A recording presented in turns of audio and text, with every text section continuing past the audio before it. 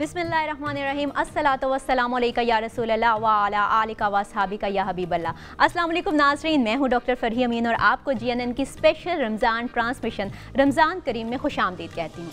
आपने बहुत से लोगों को ये कहते सुना होगा कि आपको कुछ एहसास नहीं, हमारा कुछ एहसास कीजिए, एहसास किया होता तो ऐसा ना होता। लेकिन कभी आपने ये सोचा है, कभी गौर किया है कि ये आखिर एहसास है क्या? एहसास किस चिड़िया का नाम है? दरअसल एहसास एक ऐसा जज्बा है जिसके बगैर इबादत भी इबादत नहीं कहलाती है। इंसान को इंसान बनाने में एहसास ही है। इंसान अशरफुल मखलूकात भी इसी वजह से कहलाया है। जिस तरह हमारा जिस्म सर्दी और गर्मी महसूस करता है, सख्ती और नरमी महसूस करता है, हम महसूस करते हैं उसी तरह, और वैसे ही हम अपने कपड़ों को, अपना पहनावा बदल लेते हैं। इसी तरह हम जब अपने इर्द गिर्द नज़र दौड़ाते हैं और इर्द गिर्द के लोगों के साथ रहते हैं तो हमें उनका भी उसी तरह एहसास होना चाहिए कि कहीं हमारी किसी भी हरकत और किसी भी वजह या किसी भी लफ्ज़ से जाने अनजाने में किसी की दिल आज़ारी तो नहीं हो रही, किसी का दिल तो नहीं दुख रहा। आप किसी की मुश्किल में आसानी पैदा करने की बजाय उसकी बेबसी का तमाशा तो नहीं बना रहे। इंसान को इंसान बनाने में और अशरफुल मखलूकात बनाने में यही एहसास सारे दारोमदार की जड़ है।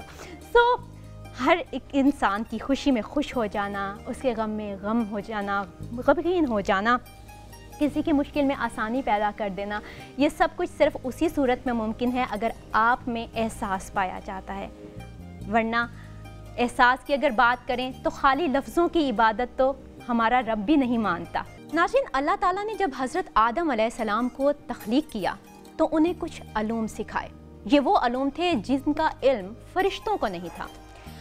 रूहुल बयान जिल्द अव्वल में हज़रत अल्लामा शेख इस्माइल हक्की रहमतुल्लाह अलैह फरमाते हैं, जिसका तर्जुमा मैं आपसे शेयर करती हूँ, कि अल्लाह ताला ने हज़रत आदम अलैहिस्सलाम को तमाम चीज़ों के नाम तमाम ज़ुबानों में सिखा दिए और उनको तमाम मलाइका के नाम और तमाम औलादे आदम के नाम और तमाम हैवानातों, नबातातों, जमादात के नाम और तमाम चीज़ों की सनतों के नाम और तमाम शहरों और तमाम बस्तियों के नाम और तमाम परिंदों और दरख्तों के नाम और जो आइंदा आलम वजूद में आने वाले हैं सब के नाम और क़यामत तक पैदा होने वाले तमाम जानदारों के नाम और तमाम खाने पीने की चीज़ों के नाम और जन्नत की तमाम नेमतों के नाम और तमाम चीज़ों और सामानों के नाम सिखा दिए।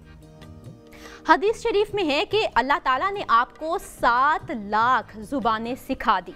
अल्लाह ताला कुरान पाक में सूरत अल-बकरा में फरमाते हैं कि और अल्लाह ताला ने आदम को तमाम अशिया के नाम सिखाए।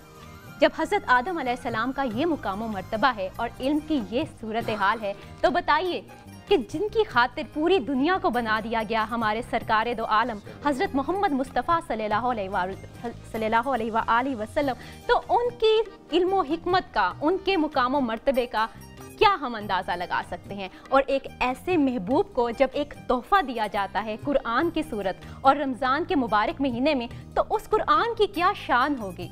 आज उसी शान की बात करते हैं, आज उसी कुरान की बात करते हैं। रमज़ान का महीना है और ताक रातों में एक ताक रात अब भी स्टार्ट होने वाली है। उसी के मुनासबत से हमने आज का ये ट्रांसमिशन को तरतीब दिया है और मेरे साथ जो मौजू गुफ्तगू में जो शरीक गुफ्तगू होंगे वो मौलाना शफात रसूल साहब हैं, पीर ज़ियाउल हक नक्शबंदी साहब और डॉक्टर मोहम्मद हसनैन साहब। आपको खुशामदीद कहती हूँ मैं आज के प्रोग्राम में। मौलाना साहब, गुफ्तगू का आगाज़ आपसे करते हैं। इकरा बिस्मि रब्बिकल्लज़ी खलक, ये मुबारक कुरानी आयत हमारे आका सरकार दो आलम सल्लल्लाहु अलैहि वसल्लम की ज़ुबान अतर पर कैसे आई? बिस्मिल्लाहिर्रहमानिर्रहीम। नबी पाक सल्लल्लाहु अलैहि वसल्लम गार हिरा में थे तो जिब्राईल अमीन तशरीफ़ ले आए और नबी पाक सल्लल्लाहु अलैहि वसल्लम को अपने सीने से लगा के आपने दबाया और भींचा। अच्छा। और पहली दफ़ा कहा कि पढ़िए इक़रा। हज़ूर सल्लल्लाहु अलैहि वसल्लम ने फरमाया मा अना बिक़ारिइन। दूसरी दफ़ा फिर वही अमल किया, फिर मेरे आका ने यही जवाब दिया, फिर तीसरी दफ़ा फिर वो अमल किया, फिर मेरे आका ने यही जवाब दिया। अहादीस में है और इस आयत की तफसीर में मुफस्सिरीन किराम ने फरमाया कि जब जिब्राईल अमीन ने कहा इक़रा बिस्मि रब्बिकल्लज़ी, कि पढ़ अपने रब के नाम से, तो फिर मेरे आका सल्लल्लाहु अलैहि वसल्लम ने ऐसा पढ़ा कि 5 आयतें मुकम्मल करके फिर सांस लिया। अब इस मकाम पर कुछ लोगों ने कहा कि हजूर सल्लल्लाहु अलैहि वसल्लम ने फरमाया कि माँ आना बेकार इन के मैं पढ़ा हुआ नहीं हूँ। हालांकि अगर आप माँ आना बेकार इन का सादा तर्जमा करें, लफ्ज़ी तर्जमा करें, तो इसका माना ये होता है कि माँ आना बेकार इन, मैं पढ़ने वाला नहीं हूँ। ये नहीं फरमाया कि मैं पढ़ा लिखा नहीं हूँ।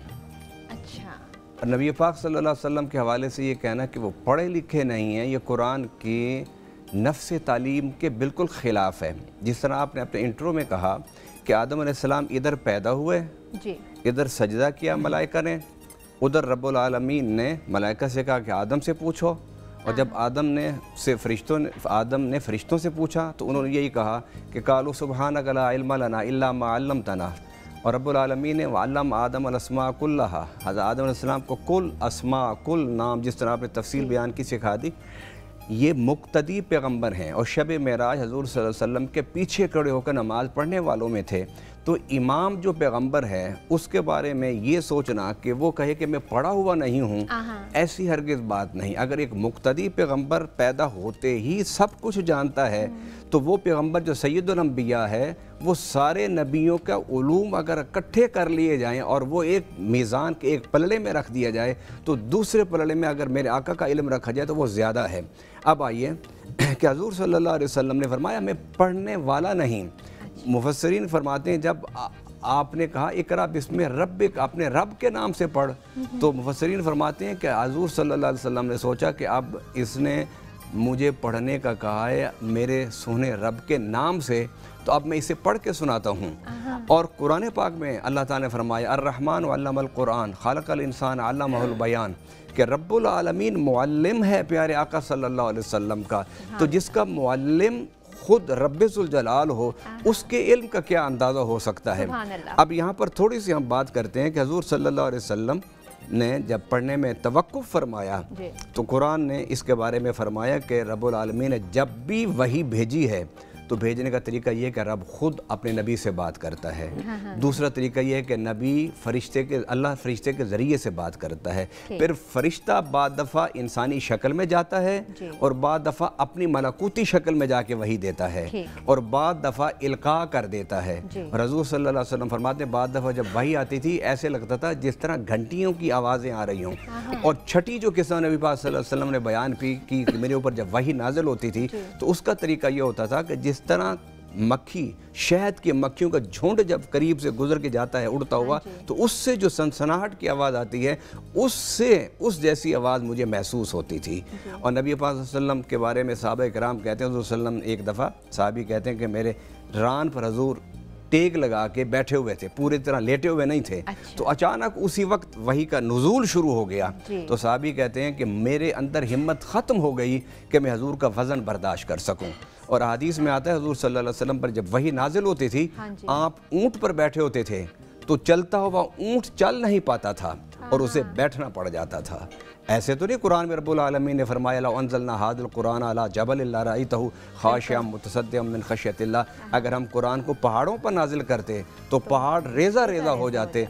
ये तो कमाल है और एजाज़ है मेरे आका सल्लल्लाहु अलैहि वसल्लम के कल्ब मुबारक का कि पूरा कुरान उस पर नाजिल हुआ लेकिन आका सल्लल्लाहु अलैहि वसल्लम को ज़रा भर भी वज़न और बोझ महसूस नहीं हुआ। पीर साहब, हमारे आका हज़रत मोहम्मद मुस्तफ़ा सल्लल्लाहु अलैहि वसल्लम का ये कमाल और ये अज़मत है कि कुरान उनके सीने में था, कुरान उन्हीं को तोहफे में मिला, क्या फरमाएंगे इस बारे में? बिस्मिल्लाहिर्रहमानिर्रहीम। कुरान एक अल्लाह पाक की रसूल पाक सल्लल्लाहु अलैहि वसल्लम के पास अमानत आई और अल्लाह के नबी ने हमें वो अमानत दी। ये वो अमानत है कि जो 23 साल में मुख्तलिफ रवायात में आता है कि 23 साल में हमारे तक पहुंचा।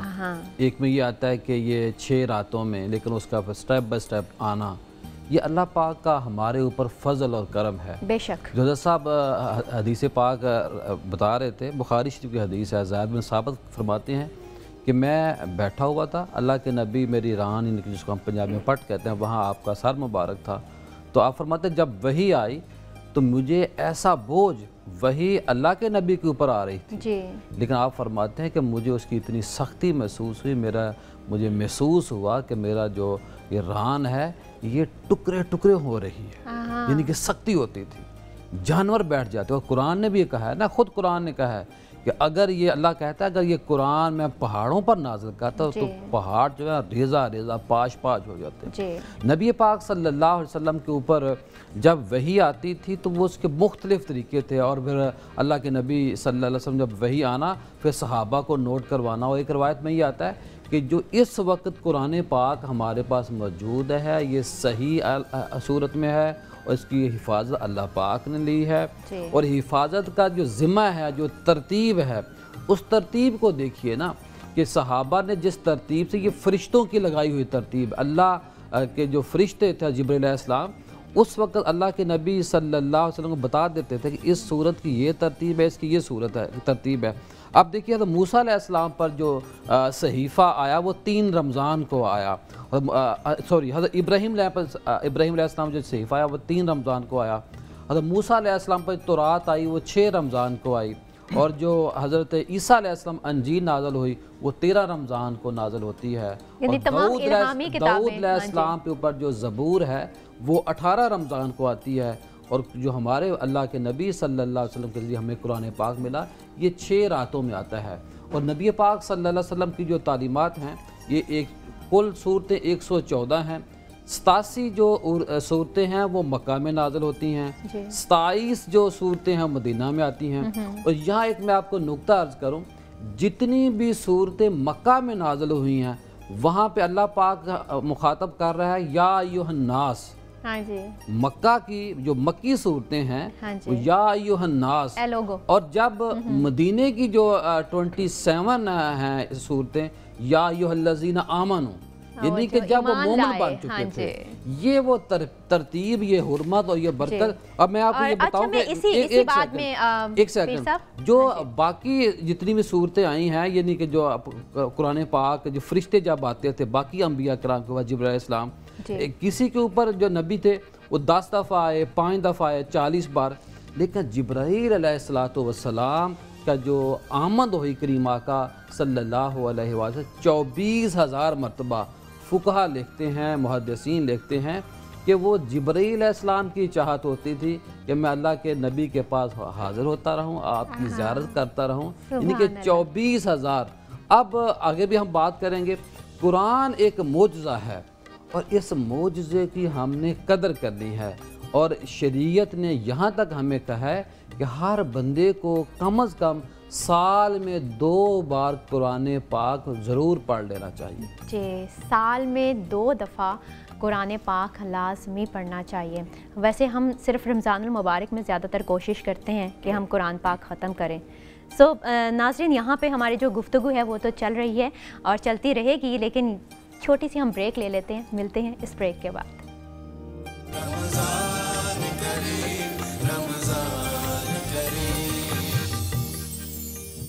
वेलकम बैक नाज़रीन। नज़ूल कुरान के हवाले से गुफ्तगू चल रही थी हमारी, और डॉक्टर मोहम्मद हसनैन साहब इस वक्त हमारे साथ मौजूद हैं। डॉक्टर मोहम्मद हसनैन साहब, हदीस की रोशनी में कुरान के नज़ूल के मुतालिक क्या फरमाया गया है? अल्हम्दुलिल्लाह हम्दन कसीरा मा बाद फ़अऊज़ु बिल्लाहि मिनश शैतानिर रजीम बिस्मिल्लाहिर रहमानिर रहीम। कुरान करीम का जो लफ्ज़ है वो करातुन से बना है, जिसके मैनी बार बार पढ़े जाने वाली किताब के हैं। अच्छा। और इसके एक मिनी जमा शुदा किताब के भी हैं। कुरान करीम के जहाँ तक नज़ूल की बात है तो कुरान करीम ने नज़ूल के बारे में 2 लफ्ज़ इस्तेमाल किए हैं, एक अंजाल और एक तंजील। अंजाल का मतलब होता है कि ऊपर से कोई चीज़ यक बार इकट्ठी नीचे आ जाए, यकदम नीचे आ जाए, और तंजील का मतलब होता है कि किसी चीज़ का थोड़ा थोड़ा कर कर रूह ज़मीन पर आना। तो कुरान करीम के नज़ूल के ये दोनों मीनिंग कुरान करीम से ही साबित हैं। एक तो यह है कि अल्लाह तबारक व तआला ने ये पूरा कलाम यक बार की इकट्ठा रूह ज़मीन पर कायनात दुनिया पे नाजिल कर दिया, और फिर वहाँ से रूह कायनात से आस्ता आस्ता कर कर जस्तन जस्तन कर कर ग्रेजुअली तौर पर ये रसूल सल्लम के सीना मुबारक और क़ल्ब अतर पर नाजिल हुआ, फिर वहाँ से उम्मत मुस्लिमा को मिला।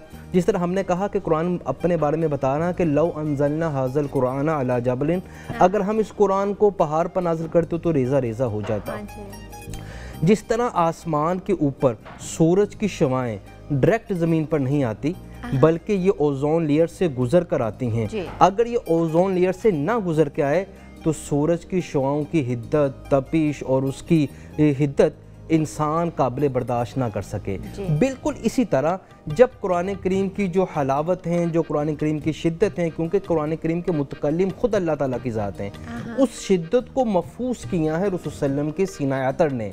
अगर रसूलुल्लाह सल्लम का सीना अतर और आप सल्लम की शख्सियत से ये कुरान होकर ना निकलता तो यकीनी तौर पर हम भी जिस तरह कुरान करीम में फरमाया कि ये पहाड़ लड़ जाते।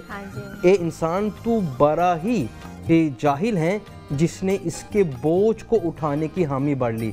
बोझ हमने नहीं उठाया, बोझ जनाब रसूलुल्लाह सल्लल्लाहु अलैहि वसल्लम की ज़ात अक़दस ने और फिर उनकी ज़ात बरक़ात की मौजूदगी की वजह से ये कुरान करीम हम तक पहुँचा है। कुरान करीम ने जो अपना तारफ़ करवाया है पहली वही में, बुखारी शरीफ के अंदर बाकायदा तौर पर किताबुल तफ़सीर, बाबुल तफ़सीर और किताब नुज़ूल कुरान के अबवाब बंदी की गई हैं। कुरान करीम ने अपना तारफ़ करवाया है इकरा, पढ़िए।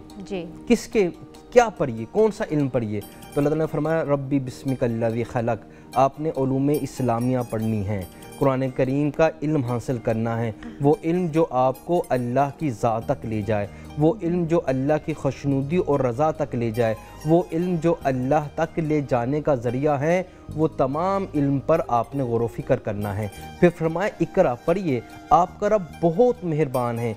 क्यों मेहरबान है? उसने इंसान को कलम के ज़रिए वो सिखाया जो वो नहीं जानता था। आज दुनिया में जितनी तरक्की हो रही हैं और दुनिया के अंदर जितना ज़वाल पजीरी हैं, वो सब एक कलम की मोहताज हैं। इसी से ज़िंदगियों की खुशहाली के फ़ैसले लिखे जाते हैं और इसी से तबाह और बर्बादी के फ़ैसले होते हैं, इसी से जंगें होती हैं और इसी से जंग बंदी के अहकामात और मुआहदे होते हैं। तो इसलिए अल्लाह तबारक व तआला ने कहा कि पढ़िए उसके रब के नाम से जो बड़ा ही मेहरबान है, जिसने इंसान को पैदा किया है एक खून के लोथरे से और उसने इंसान को वो कुछ सिखाया है जो वो नहीं जानता। आदम अलैहिस्सलाम को वो कुछ सिखाया जो फरिश्ते नहीं जानते थे। तो अहादीस मुबारका के अंदर नुज़ूल कुरान और सबब कुरान के बारे में बहुत सी अहादीस वारद हुई हैं। कुरान करीम के इल्मी मुताले के सिलसिले में अब तक जितने अहले इल्म लोगों ने जो अपनी तसानीफ़ लिखी हैं, उसमें से सबसे ज़्यादा अल्लाह ताला ने जिस तसनीफ़ को इज़्ज़त दी है वो हज़रत अल्लामा जलालुद्दीन सूती की किताब अल-इत्क़ान फ़ी उलूमुल कुरान है। बरसगीर पाक व हिंद में अल-फौज़ुल कबीर फ़ी उसूल हदीस फ़ी उसूल तफ़सीर को बड़ा मुकाम हासिल है इंशाअल्लाह मुहद्दिस अली देलवी की, जिसके घराने की बड़ी इल्मी ख़िदमात हैं। उन्होंने पूरे कुरान करीम को 5 अलूम में तकसीम किए हैं, जिसको अलूम खमसा या अलूम पंजगाना कहते हैं। ये पूरा कुरान करीम इन 5 अलूम के अंदर हैं। जैसे हम ये जो आपने 5 अलूम बताए हम इसकी तरफ आते हैं, लेकिन एक क्वेश्चन जो आपकी ही बात से मेरे जहन में आ रहा है मौलाना साहब, अभी डॉक्टर साहब ने फरमाया कि पहाड़ जो हैं वो बर्दाश्त ना कर सकते इसका बोझ, और हमारे यहाँ पे छोटे छोटे बच्चे हाफिज़े कुरान हैं, वो उनका वो पूरा कुरान उनके सीनों में है। रब्बुल आलमीन ने कुरान पाक में फरमाया बल हुवा आयातुम बय्यनातुन फ़ी सुदूरिल लज़ीना उतुल इल्म जी, कि दुनिया में वाहिद एक किताब कुरान है कि जिसके हिफ्ज़ करने वाले, जिसको अपने सीनों में महफूज रखने वाले 6 साल की उम्र के बच्चों से लेकर 90 साल की उम्र के बूढ़ों तक मौजूद हैं। बेशुमार दफ़ा जब कुरान पाक को ख़त्म करने की कोशिश की गई, उसके नुस्खों को जलाया गया और दरिया बुर्द किया गया, तो उन्होंने देखा कि कुरान तो ख़त्म नहीं हुआ।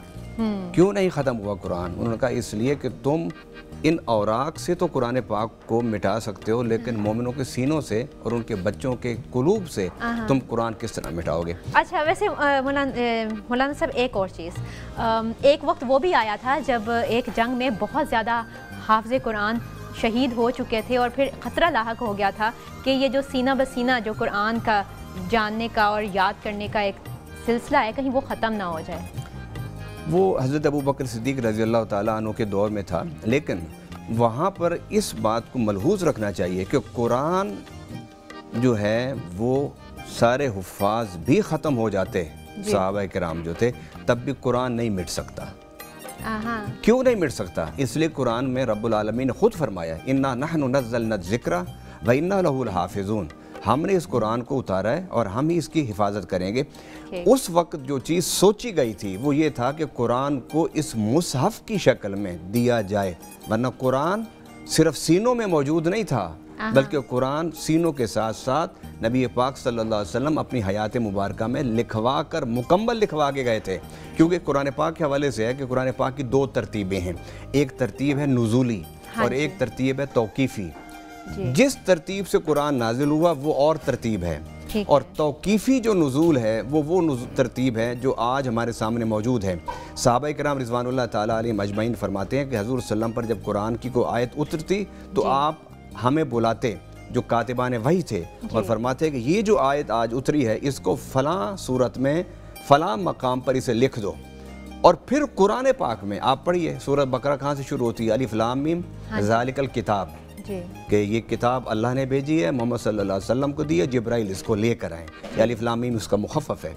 ज़ालिकल किताब, आगे किताब कहा गया है और इशारा किया गया है कि ये किताब, ये कहना कि खुदा न खास्ता कुरान की मौजूद ही नहीं था हजूर के ज़माने में इस तरह लिखा हुआ, सहाबा ने बाद में इसे मुरतब किया, इसको 2 जिल्दों के अंदर इस तरतीब से छाप मुरतब करके उसकी इशाअत का काम, ये सबसे बेहतरीन जो तहकीकी फ़िक्र है उसके मुताबिक उसकी इशाअत का काम फिर अबू बकर सिद्दीक़ ने किया, हज़रत उमर फ़ारूक, हज़रत उस्मान गनी में, और इशाअत के इस काम को इन 3 अदवार में मुकम्मल किया गया। अब आपने बात की कि वो बच्चे किस तरह, हाँ जी, लेकिन उसके एराब नहीं लगे थे जी। एराब जो है ना वो पढ़ने के लिए हमें और आपको ज़रूरत है, अहले अरब को एराब की ज़रूरत नहीं है। ठीक है। और ये हज्जाज बिन यूसुफ ने लगवाए थे, ये खुलफाए सलासा के दौर में नहीं लगे। मौलाना साहब इसी गुफ्तगू को ना हम आगे बढ़ाते हैं, ये मैं इसी पे आपसे दोबारा से स्टार्ट करूंगी, लेकिन नाज़रीन यहाँ पे वक्त हो चुका है एक शॉर्ट ब्रेक का, मिलते हैं इस ब्रेक के बाद।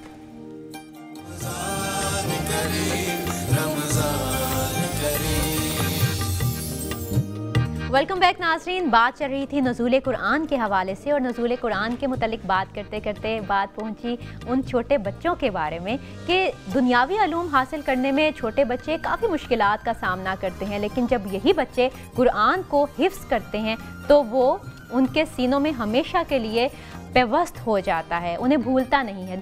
दुनियावी अलूम जैसे मर्ज़ी आप याद कर लें, लेकिन कहीं ना कहीं आके आपके जहन से महव हो जाते हैं। मौलाना साहब, इस बारे में आप फरमाइए ज़रा। हम एराब की भी, हम उससे पहले ब्रेक से पहले बात कर रहे थे कि एराब की वजह से भी थोड़ी सी आसानी हो गई है, और फिर बच्चे किस तरह याद करते हैं। हाँ जी, कुरान पाक में रब्बुल आलमीन ने फरमाया वाला का यस्सरनल कुरान लिज़िक्र फ़हल में मुद्दकिर, हमने कुरान को आसान कर दिया है। कोई है पढ़ने वाला, कोई है समझने वाला, कोई है इस पर अमल करने वाला, कोई है इसकी दावत व तबलीग का काम करने वाला।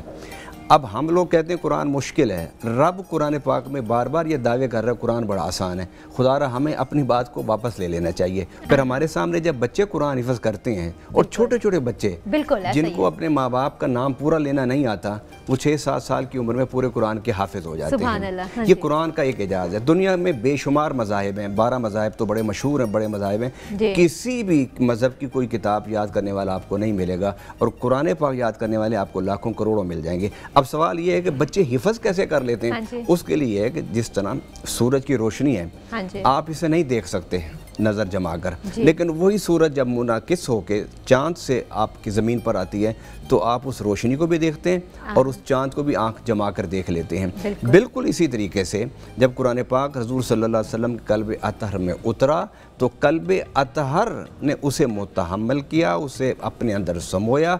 फिर हज़ूर सल्लल्लाहु अलैहि वसल्लम के कल्ब अतहर से जब कुरान की शुआएं बाहर निकली तो फिर बड़े छोटे सब ने उसको वो बर्दाश्त किया और उसे अपने सीनों में महफूज किया। अब एक छोटी सी बात मुझे करने दें, क्योंकि इससे जुड़ी हुई है और वो इतनी लंबी भी नहीं है। हज़रत ईसा अलैहिस्सलाम के बारे में ये मौजूद है पहली इल्हामी किताबों में कि उनको जो किताब दी गई थी उनके सीने में उतार दी गई थी। जब भी उनके पास कोई आता था वो इंतज़ार नहीं करते थे कि जिब्राइल आए, रब मुझे बताए तो फिर मैं बताऊँगा। बिल्कुल इसी तरीके से ये जो कुरान पाक में है ना कि कुरान पाक एक दफ़ा उतरा लौह महफूज से, फिर वो बैतुल इज़्ज़त में आया, फिर बैतुल इज़्ज़त से उतारा गया हज़ूर सल्लल्लाहु अलैहि वसल्लम पर थोड़ा करके उतारा गया। लेकिन एक रिवायत ये भी मिलती है कि लोहे महफूज से उतरा, बैतुल इज़्ज़त में आया और बैतुल इज़्ज़त से पूरा कुरान हज़ूर सल्लम के सीने अतहर में महफूज कर दिया गया।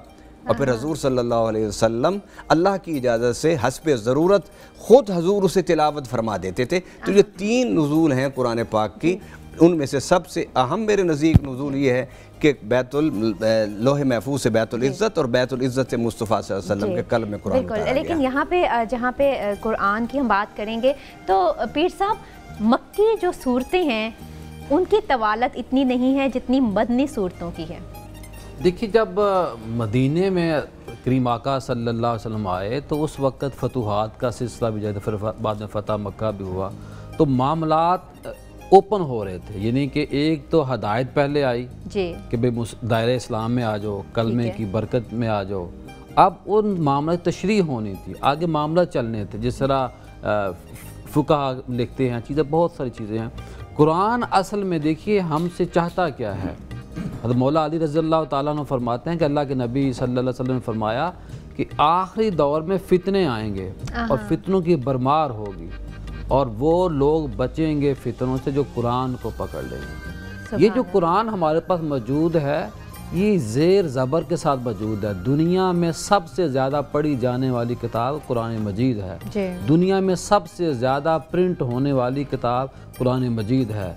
दुनिया में ये वाहिद किताब है कि जो जनती ज़बान में है और जिसको अल्लाह ने भी कहा कि मैंने इसको अरबी ज़बान में नाजिल किया।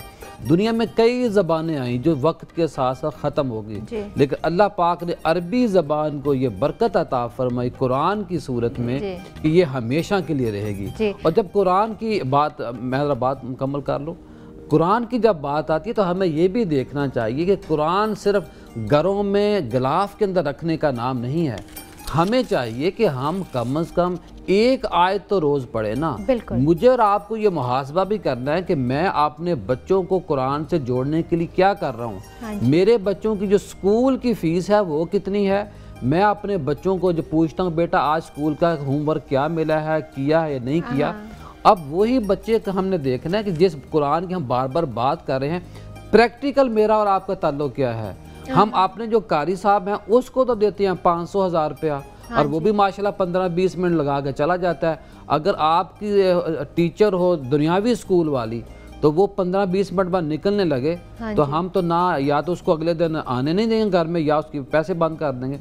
असल बात यह है कि कुरान को सिर्फ इसलिए नहीं है कि जब बेटी या हमारी बहन रुखसत होती है तो वो कुरान ऊपर खड़ा कर दे नीचे से गुजारे। उस बेटी को हमने क्या करना था, हमने उस बेटी को जब वो बड़ी होती है तो हमने कहना है बेटा अब आप प्राइमरी मिडिल में आ गए, अब आपने इस कुरान को पढ़ना है। उस बेटी ने अगर कुरान पढ़ा होगा तो फिर गुजारने की ज़रूरत नहीं है। ये रस्मों से निकल के और खूबसूरत गिलाफ में रखना भी ठीक है। हमें कुरान से जुड़ना है और ये कुरान है क्या। उमर फ़रूज़ ताला अन्हु की बहन ने जब इस्लाम कबूल किया था, जब आप गुस्से वाला जो मामला बड़ा तफसील तलब है मुख्तसर बता रहा हूँ, जब आए कहा भाई आप इस कुरान को हाथ नहीं लगा सकते, आप मेरे नबी के बिस्तर पर नहीं बैठ सकते, पहले पाक हो जाए, पहले वुज़ू कर लें। ये है कुरान, हमें कुरान से जुड़ना है रवायती बातों और ये कुरान से हम जुड़ेंगे लेकिन वो आपके वजीफ़े के थ्रू जुड़ेंगे। लेकिन पहले हम डॉक्टर साहब की तरफ चलते हैं। डॉक्टर साहब, कुरान में बीमारियों की जो शिफा है उसके मुतालिक आप क्या कहेंगे? देखिए, जिस तरह मैं पहले ब्रेक से जाने से पहले बात कर रहा था कि शाह मुहद्दिस अली दिलवी ने पूरे कुरान को 5 अलूम में तकसीम किया है, जिसमें इल्मुल अहकाम है, इल्मुल मुखासमा है, इल्मुल तज़कीर भी अयाम इल्ला है, इल्मुल तज़कीर भी इला इल्ला है और इल्मुल तज़कीर मौत वमा बादिल मौत कि क्या वाक़यात आने वाले हैं। जिस तरह हमने पहले बात कर रहे थे कि कुरान करीम की हिफाजत तो अल्लाह ताला ने ज़िम्मा ली है कि हमने इसको नाजिल किया और हम ही इसकी मुहाफ़िज़ हैं, इसकी कतई दलील हैं। लेकिन कुरान करीम के मुतकल्लिम ख़ुद अल्लाह ताला है। ये अल्लाह ताला का कलाम है, ये अल्लाह ताला की सिफ़त हैं। जिस तरह अल्लाह बाकी हैं इस तरह अल्लाह की तमाम सिफ़ात भी क़यामत तक बाकी रहेंगी। जिस तरह खलीफा हारून रशीद के दौर के अंदर अहमद बिन हम्बल को जब कहा गया कि कुरान करीम को मखलूक माना जाए तो उन्होंने नहीं माना, तो इसी वजह से कि कुरान करीम अल्लाह का कलाम है और कुरान करीम ने ख़ुद फरमाया है कि इसमें हर बीमारी की शिफा है और पूरी उम्मत मुस्लिमा को छोड़कर पूरी इंसानियत को ये ख़ताब करा, या अय्युहन्नास, ए लोगो, इसमें शिफा भी हैं, इसमें हदायत भी हैं, इसमें कारोबार के असूल भी हैं, इसमें आली ज़िंदगी के मामलात भी हैं, इसमें तजारत भी हैं, इसमें तुम्हारी तमाम शोबा ज़िंदगी के बारे में गुफ्तगू की गई हैं। जिस तरह पीर साहब फरमा रहे थे, असल चीज़ कुरान करीम की अमलियत पर है, यानी कि हम में से कोई शख्स खोल के देखे तो उसी कुरान करीम को कि वो हमसे किस तरह ज़िंदगी गुजारने का मुतालबा कर रहा है, फिर हम फ़ायदा उठा सकते हैं। सो नाज़रीन, यहाँ पे वक्त हो चुका है एक शॉर्ट ब्रेक का, मिलते हैं इस ब्रेक के बाद।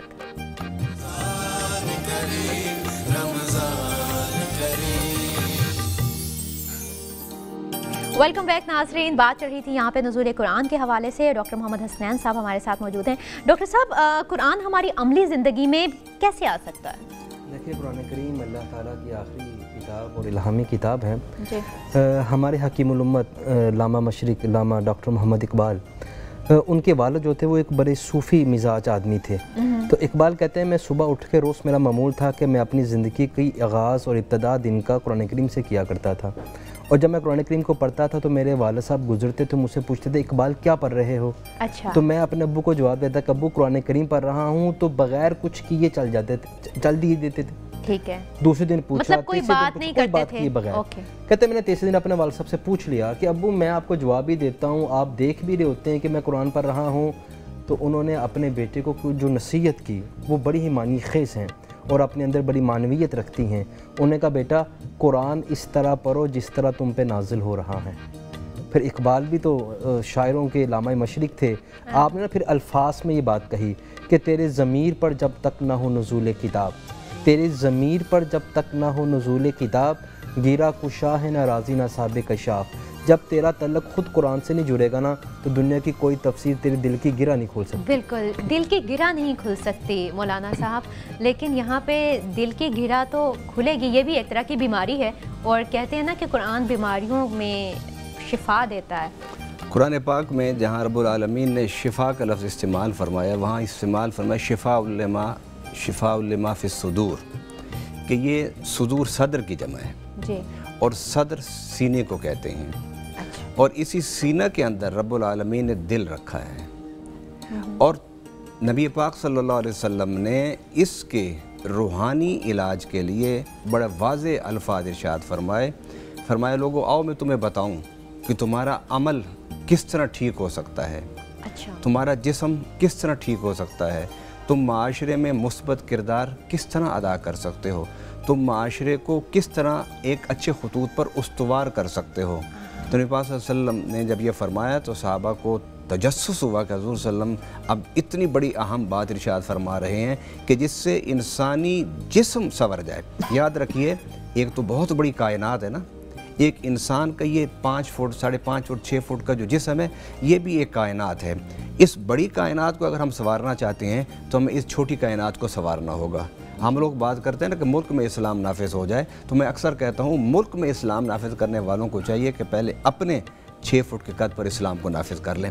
अब ये जो 6 फुट 5 फुट का जो कद है, इसकी इस्लाह के लिए, इसकी बेहतरी के लिए मेरे आका सल्लल्लाहु अलैहि वसल्लम ने एक इरशाद फरमाया आओ अपने दिल को सीधा कर लो। ये सीने के अंदर एक गोश्त का लोथड़ा है और उस लोथड़े का नाम दिल है। जब तुम उसे शिफा याब कर लोगे, अब शिफा याब कुरान दिल को किससे करता है?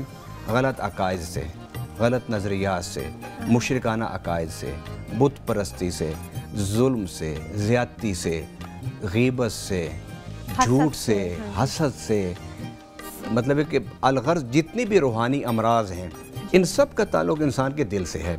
और कुरान ने जहाँ भी शिफा की बात की है कि कुरान सेहत देता है, कुरान शिफा देता है, वहाँ कुरान ने ये कहा कि जो तुम्हारे सीने के अंदर है, और वो सीने के अंदर दिल है, और वो दिल जो है सारी अच्छाइयाँ और सारी बुराइयों का सरचश्मा वो है। मैं आपको एक बात बड़ी तफसील से इस पर चंद जुमलों में मुकम्मल करना चाहता हूँ। इंसान देखता है, देखते के बाद अल्लाह ने इस दिमाग में वो चली जाती है, फिर इससे सोचता है, लेकिन वो कोई कदम नहीं उठाता जब तक वो उस बात सोचने के बाद उसके दिल में नहीं उतरती। अगर यहाँ रह जाए तो कुछ नहीं, ना गुनाह करता है ना वो नेकी करता है। इसी तरीके से कोई चीज़ सुनता है, सुनने के बाद अल्लाह ने निज़ाम ऐसा बनाया कि कान इधर हैं और दिमाग यहाँ है। वो सुनने के बाद फ़ौरन दिमाग की छाननी में जाती है।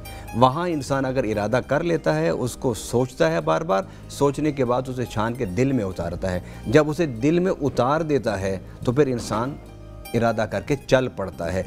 रब्बुल आलमीन ने इन सारी चीज़ों के बारे में गुफ्तगू की है कुरान में कि तुम्हारी आंखों की बात पुरस होगी, तुम्हारे कान की बात पुरस होगी, तुम्हारी ज़ुबान की बात पुरस होगी, तुम्हारी सोचों की बात पुरस होगी। लेकिन इन सब का जो लीडर है, इन सब के बाद जो इंसान कदम उठाता है नेकी की तरफ या बुराई की तरफ, वो इंसान का दिल है। और वो इंसान का दिल इंसान के सीना में मकीन है। तो रब्बुल आलमीन ने फरमाया कि वनुनज़्ज़िलु मिनल क़ुरआन मा व शिफ़ाउन व रहमतुल लिल मुमिनीन, कि ये जो कुरान है जो हमने तुम्हारे लिए नाजिल किया है, ये तुम्हारे सीने के अंदर सारी बीमारियों को साफ़ कर देता है। और ये कुरान तुम्हारे लिए तुम्हारे आमाल को दुरुस्त करता है और तुम्हें सीधा रास्ता दिखाता है। और याद रखिए, सारे सीधे रास्ते पर चलने वाले वही लोग होते हैं जिनके पहला दिल बदलता है। जब तक दिल ना बदले उस वक्त तक कायनात नहीं बदलती। इसलिए कुरान ने सबसे ज़्यादा जो सेहत और शिफा और तामीर और इस्लाह की कोशिश की है, वो इंसान के उस दिल की है जो उसके सीने में बसता है। बेशक, बहुत ही खूबसूरत आपने बात की है। वही कहते हैं ना कि जब मैं बीमार होता हूँ तो वो शिफा देता है। पीर साहब, कुरान की तलावत के हवाले से आप क्या बयान करेंगे? देखिए, तलावत तो एक बरकत है और उस बरकत को पाने के लिए उसी चीज़ की तरफ जाना चाहिए कि हर चीज़ का अमल है कुरान। ये नमूना है। किसी ने मुआश सीखनी है, सेहत सीखनी है, किसी ने किसी से लेन देन का मामला करनी है, हर चीज़ की प्रैक्टिकल चीज़ है तो कुरान है। अम्मा आयशा सिद्दीक़ा तय्यबा रज़ियल्लाहु ताला अन्हा से पूछा था खुल्क क्या है, तो आपने फरमाया था कि जो मेरा पूरा जो कुरान है नबी पाक सल्लल्लाहु अलैहि वसल्लम खुल्क है। ये जो कुरान हमें आसानी से मिल गया, ये कुरान तो वो कुरान है कि इस कुरान के निफाज के लिए अल्लाह के नबी ने कुफार से माज़ल्लाह गालियाँ खाई, पत्थर खाए, और इस कुरान की हिफाजत के लिए जंगें हुई। इस कुरान की बरकत से हम बचे हुए हैं। मैं यहाँ ये समझता हूँ जितना हम अपने औलाद को दुनियावी तालीम के लिए तगदो करते हैं, उनका चेक करते हैं, सारी चीज़ें देखते हैं, अगर हम कुरान के लिए भी बच्चों को टाइम दें तो मैं समझता हूँ, मैं चाहता हूँ, मेरा ये ख्याल है कि पाकिस्तान का हर बच्चा, बल्कि मुसलमानों का हर बच्चा हाफ़िज़ कुरान बन सकता है। हम बातों में कहते हैं, नबी पाक सल्लल्लाहु अलैहि वसल्लम ने वाक़या मिराज पे देखा था ना कि कुछ उलमा की जो ज़बान है वो काटी जा रही है। पूछा क्यों? कहा ये कहते थे करते नहीं थे, जो उलमा सूर थे। आज हम कर सब कुछ रहे हैं लेकिन कर नहीं रहे, नहीं कहते हैं लोगों को, खुद अमल नहीं करते। हमें अमल की ज़रूरत है, कुरान से जुड़ने की ज़रूरत है।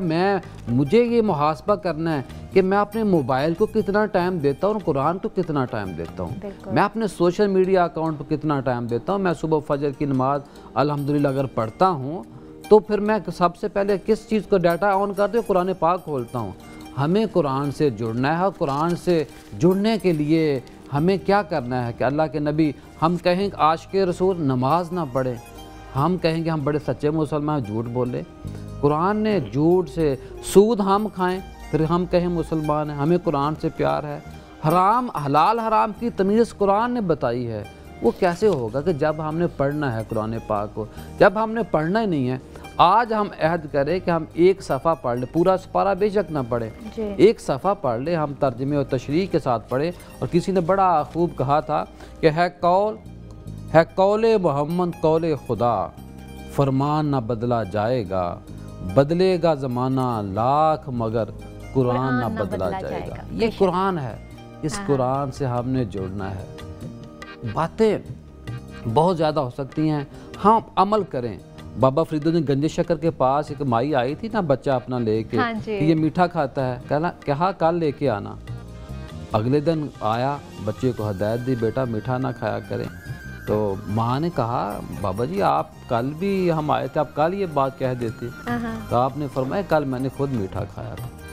यानी कि जब ये तक है वो आप प्रैक्टिकल इस्लाम, जब तक आप खुद नहीं उस पे अमल करते दूसरे को आप कह भी नहीं सकते। इस तरफ आने की जरूरत। जी डॉक्टर साहब, जब तक हम वो अमल खुद नहीं करते हैं, हम किसी को उसकी तलकीन भी नहीं कर सकते, हदायत भी नहीं दे सकते, वो अल्फाज में उस तरह का कहते हैं ना जादुई असर नहीं आता, इसके बारे में आप क्या कहेंगे? कुरान तो खुद कहता है लिमा तक़ूलूना मा ला तफ़अलून, तुम वो बात क्यों कहते हो जो तुम खुद अमल उस पर नहीं करते। फ़ुक़हा ने इसके अंदर दो मसले निकाले हैं। एक मसला तो ये है कि एक आदमी है, वो आलिम नहीं है, वो अमल नहीं करता, वो ख़ताब आम नहीं कर सकता जी। लेकिन वो ख़ताब ख़ास कर सकता है। एक बेनमाज बाप अपने बच्चों को नमाज की तरगीब दे सकता है, लेकिन वो आम लोगों को नहीं दे सकता। खताब ख़ास नहीं कर सकता, खताब आम कर सकता है। अच्छा। यानी कि अपने बच्चों को कह सकता है, खताब ख़ास में अपनी औलाद को अपने बच्चों कह सकता है। लेकिन कुरान का जो मजमूई फ़लसफ़ा है वो यही है, लिमा तक़ूलूना मा ला तफ़अलून, तुम ऐसी बात हरगिज़ ना करो जो तुम खुद जिस पर तुम अमल नहीं करते। बिल्कुल, बहुत बहुत खूबसूरत तरीके से आपने बहुत वाज़े कर दिया कुरान के नुज़ूल के हवाले से। नाज़रीन, यहाँ पे हमारे साथ मौजूद हैं मोहम्मद रफ़ीक ज़िया साहब और उनके बेटे मोहम्मद हसन ज़िया साहब। उनसे हम नाते रसूल मकबूल सल्लल्लाहु अलैहि वसल्लम सुनेंगे, लेकिन उससे पहले हम पीर ज़ियाउल हक नक्शबंदी साहब से आज की ताक रात के हवाले से वजीफ़ा लेते हैं। जी ज़िया साहब, ये जो ताक रातें हैं बाकी रह गई हैं, इन ताक रातों में अगर कोई बंदा ये चाहता है कि मैं रिज़्क मांग लूँ, मैं औलाद मांग लूँ, अपनी परेशानी और ख्वाब, ये साल बाद मिलना है। ये रमज़ान, ये चंद जो गिनती के दिन रह गए, ये मेहमानों, मैं यहाँ ये भी थोड़ा सा कहूँगा कि हमें उन माँओं बहनों का शुक्रिया भी अदा करना चाहिए जिन्होंने हमें सहरी इफ्तारी का एहतमाम करके दिया। और 313 बार सूरतुल कदर जो है इसको पढ़ के दुआ मांगें इन ताक रातों में, नवाफल भी पढ़ें, ज़िक्र अज़कार भी करें, और 313 बार सूरह कदर पढ़ के जो बंदा जो भी दुआ मांगेगा अल्लाह उसकी दुआ कबूल फरमाएगा। अव्वल आखिर दुरूद पाक बहुत ज़रूरी है। कितनी बार? एक दफ़ा पढ़ लें, एक दफ़ा आखिर में पढ़ लें। अव्वल आखिर का मतलब ये होता है एक दफ़ा पहले एक दफ़ा बाद, ज़्यादा भी पढ़ सकते हैं, लेकिन सूरह कदर की बरकत को हमने समेटना है और नमाजी बनना है हमने। बहुत शुक्रिया, जज़ाकल्लाह पीर साहब। चलते हैं नाते रसूल मकबूल सल्लल्लाहु अलैहि वसल्लम की तरफ। मोहम्मद रफ़ीक ज़िया साहब और उनके बेटे मोहम्मद हसन ज़िया साहब। जी, चूँकि पीर शफ़ात रसूल साहब की बहुत पसंदीदा नात है तो उसी के चंद अशार पेश करता हूँ।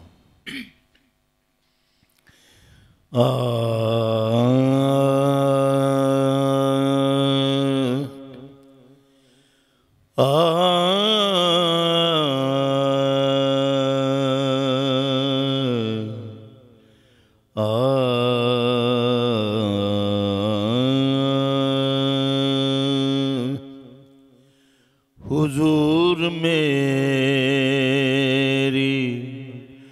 तो सारी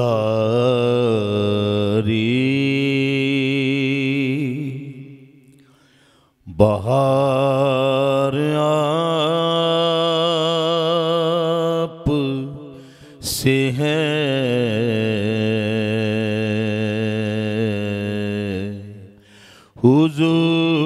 हुजूर मेरी तो सारी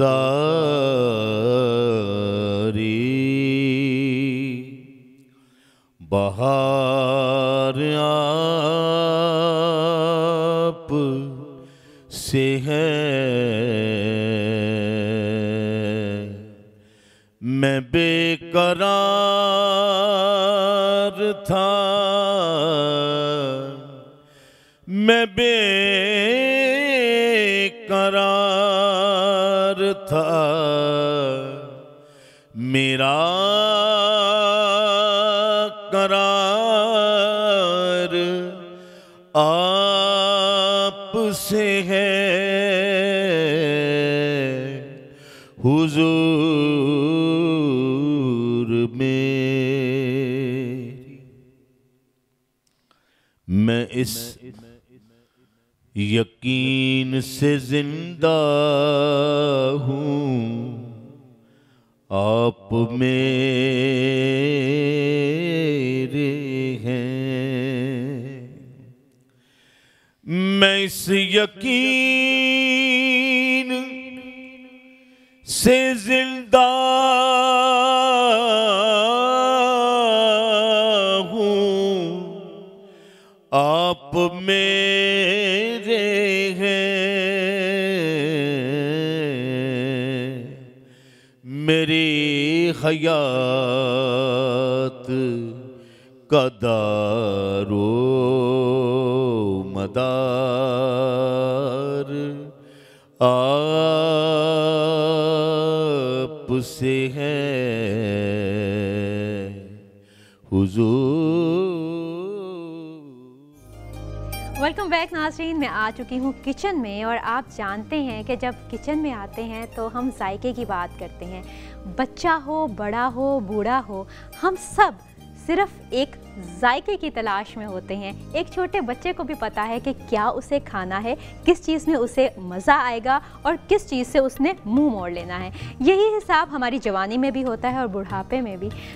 ये तमाम जो जायके हैं ये किस अंदाज से और ज़्यादा बेहतर बनाए जा सकते हैं, उसके लिए हम किचन में आते हैं और किचन में मज़े मज़े के जो खाने बनते हैं वो हमें फ़ायज़ा बनाना सिखाती हैं। अस्सलाम वालेकुम। वालेकुम अस्सलाम। कैसी हैं आप? मैं ठीक हूँ, आप कैसी हैं? अल्लाह का शुक्र, ठीक ठाक। आज आप बहुत प्यारी लग रही हैं। Thank you so much. और आप भी, आप तो डेली लगती हैं। Thank you so much. आज आप हमें क्या बनाना सिखा? अच्छा, आज जो है ना, क्योंकि ईद जो है ना करीब है और ईद के जो खाने हैं ना, हम अब उनको डिस्कस करेंगे कि हम कौन कौन से खाने ईद के बना सकते हैं बहुत और कौन से ट्रेडिशनल जो है ना वो हम स्वीट डिशेस बना सकते हैं। सबकी फेवरेट जो है ना वो खीर ऑलमोस्ट सबको बहुत पसंद होती है। जो आज जो हम बनाएंगे ना वो आज हम खीर बनाएंगे। ठीक है, ठीक है। तो खीर के साथ ही आज हम बनाएंगे बीफ बर्गर्स और बीफ बर्गर के साथ हम बनाएंगे chocolate spread shake, chocolate spread and coffee shake बनाएंगे हम। अच्छा, ठीक है। तो हम स्टार्ट करते हैं। सबसे पहले जो है ना वो हम खीर स्टार्ट करेंगे। आपको पता है खीर को बनने में थोड़ा सा टाइम कंज्यूम होता है। तो मैं क्या करूँगी, मेरे पास यहाँ पे ऑलपर्स का फुल फैट मिल्क है जो कि मेरे पास है यहाँ पे 1 kg और मैं ये लूँगी 1 kg ऑलपर्स का फुल फैट मिल्क है और इसके अंदर जो इंग्रेडिएंट्स जाएंगे उनको मैंने थोड़ा सा कंबाइन कर लिया ताकि हमारे टाइम की बचत हो सके।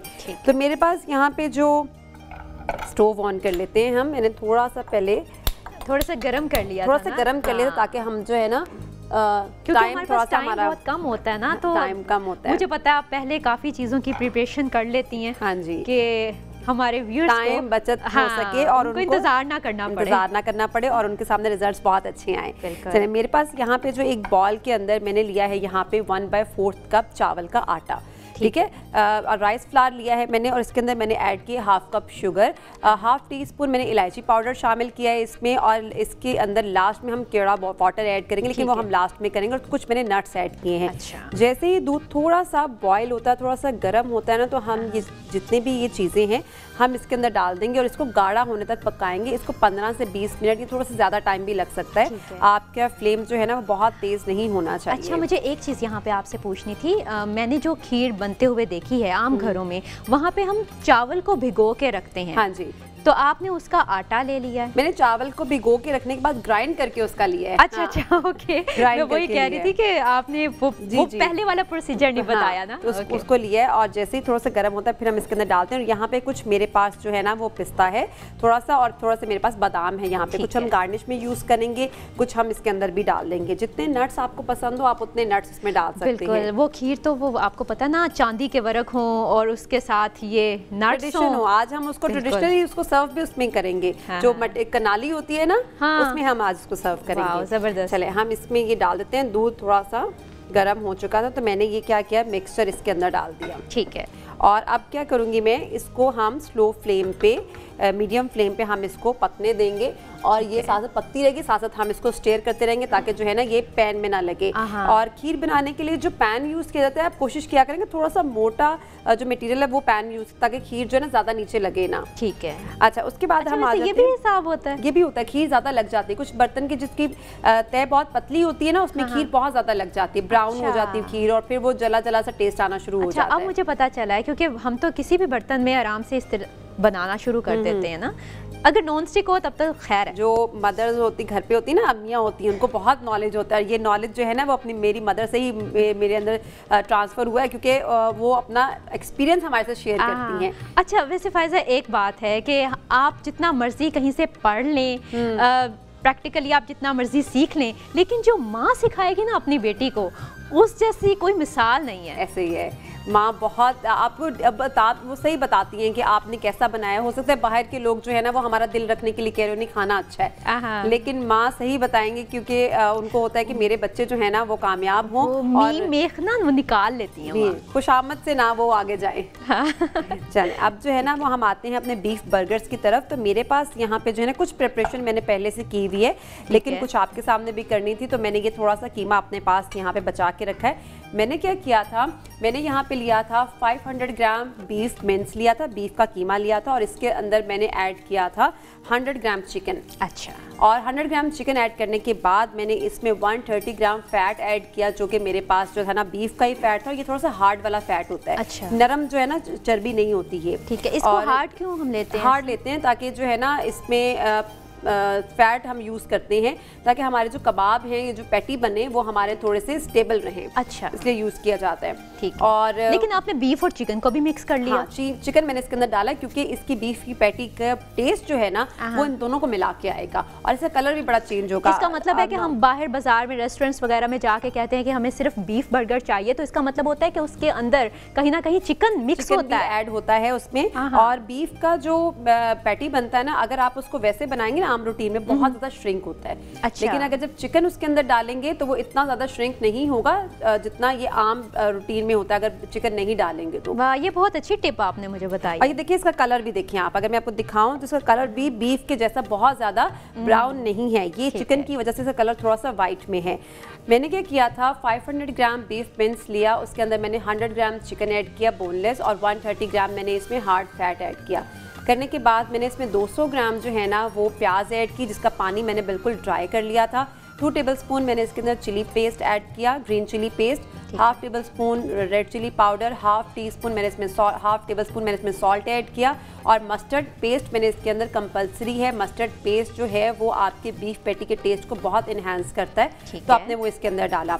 और 2 टेबलस्पून मैंने सोया सॉस ऐड की, और 2 टेबलस्पून ही मैंने वॉस्टरशायर सॉस ऐड की। तो मेरे अच्छा, पास ये चाइनीज टाइप का कुछ बनने लगा है? नहीं, ये हमारे टेस्ट को इन्हांस करने के लिए ना इसमें हम सॉसेज ऐड करते हैं। क्योंकि अक्सर मैं सिर्फ चाइनीज खानों में देखती हूँ सोया सॉस डल रहा है, ऑयस्टर सॉस डल रहा है, तो आपने आज बर्गर में भी ये चीज़ बर्गर्स में भी डलता है, नगेट्स में भी डलता है, और बहुत सी ऐसी चिकन की मैरिनेशंस जो कि हमारे पाकिस्तान से रिलेट करती है उसमें भी हम डालते हैं टेस्ट के लिए।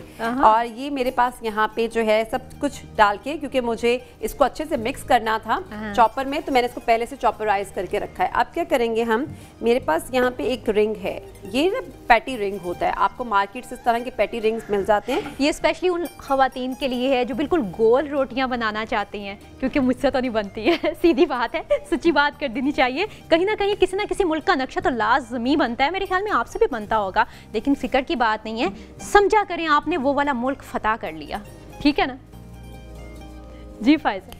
तो अच्छा, इसमें क्या करेंगे, मेरे पास यहाँ पे जो चिकन मिन्स ये बीफ मिन्स है, मैं इसको मिक्स करने के बाद मैंने यहाँ पे इसको लिया, और ये 130 ग्राम की ईच पैटी जो है ना 130 ग्राम की बनेगी, और मैंने इसको इस रिंग के अंदर डाला।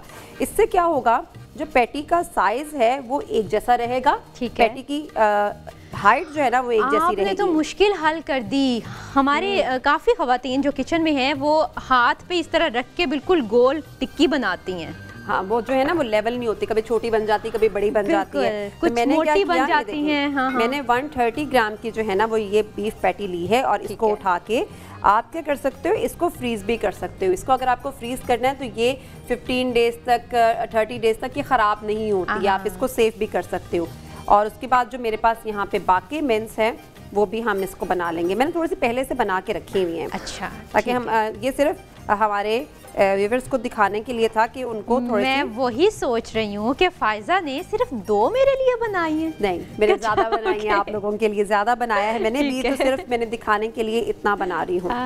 अच्छा, ये तो मेरे पास 2 हो गए, और देखिए इसका साइज एक जैसा बना है। आपके बर्गर्स जो हैं वो अगर बड़े साइज के हैं तो ये बड़े साइज की पैटी इतनी एनफ होती है बर्गर्स के लिए, और अगर आप इनको छोटे बनाना चाहें 100 ग्राम में तो आप 100 ग्राम में भी बना के इसको सेव कर सकते हैं।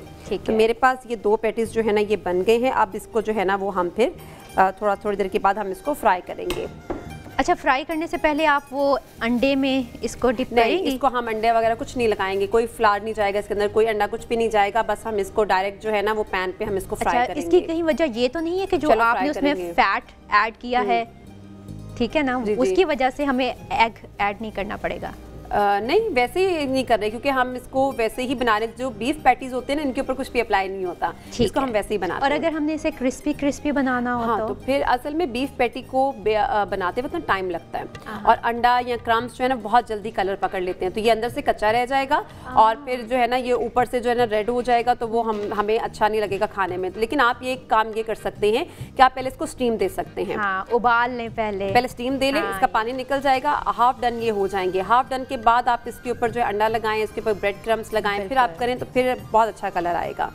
तो ये तो हमारा जो था ना वो पैटी की तरफ हमने पैटीज बना लिए। अब क्या करेंगे अब हम आते हैं बीफ बर्गर्स की सॉस की तरफ।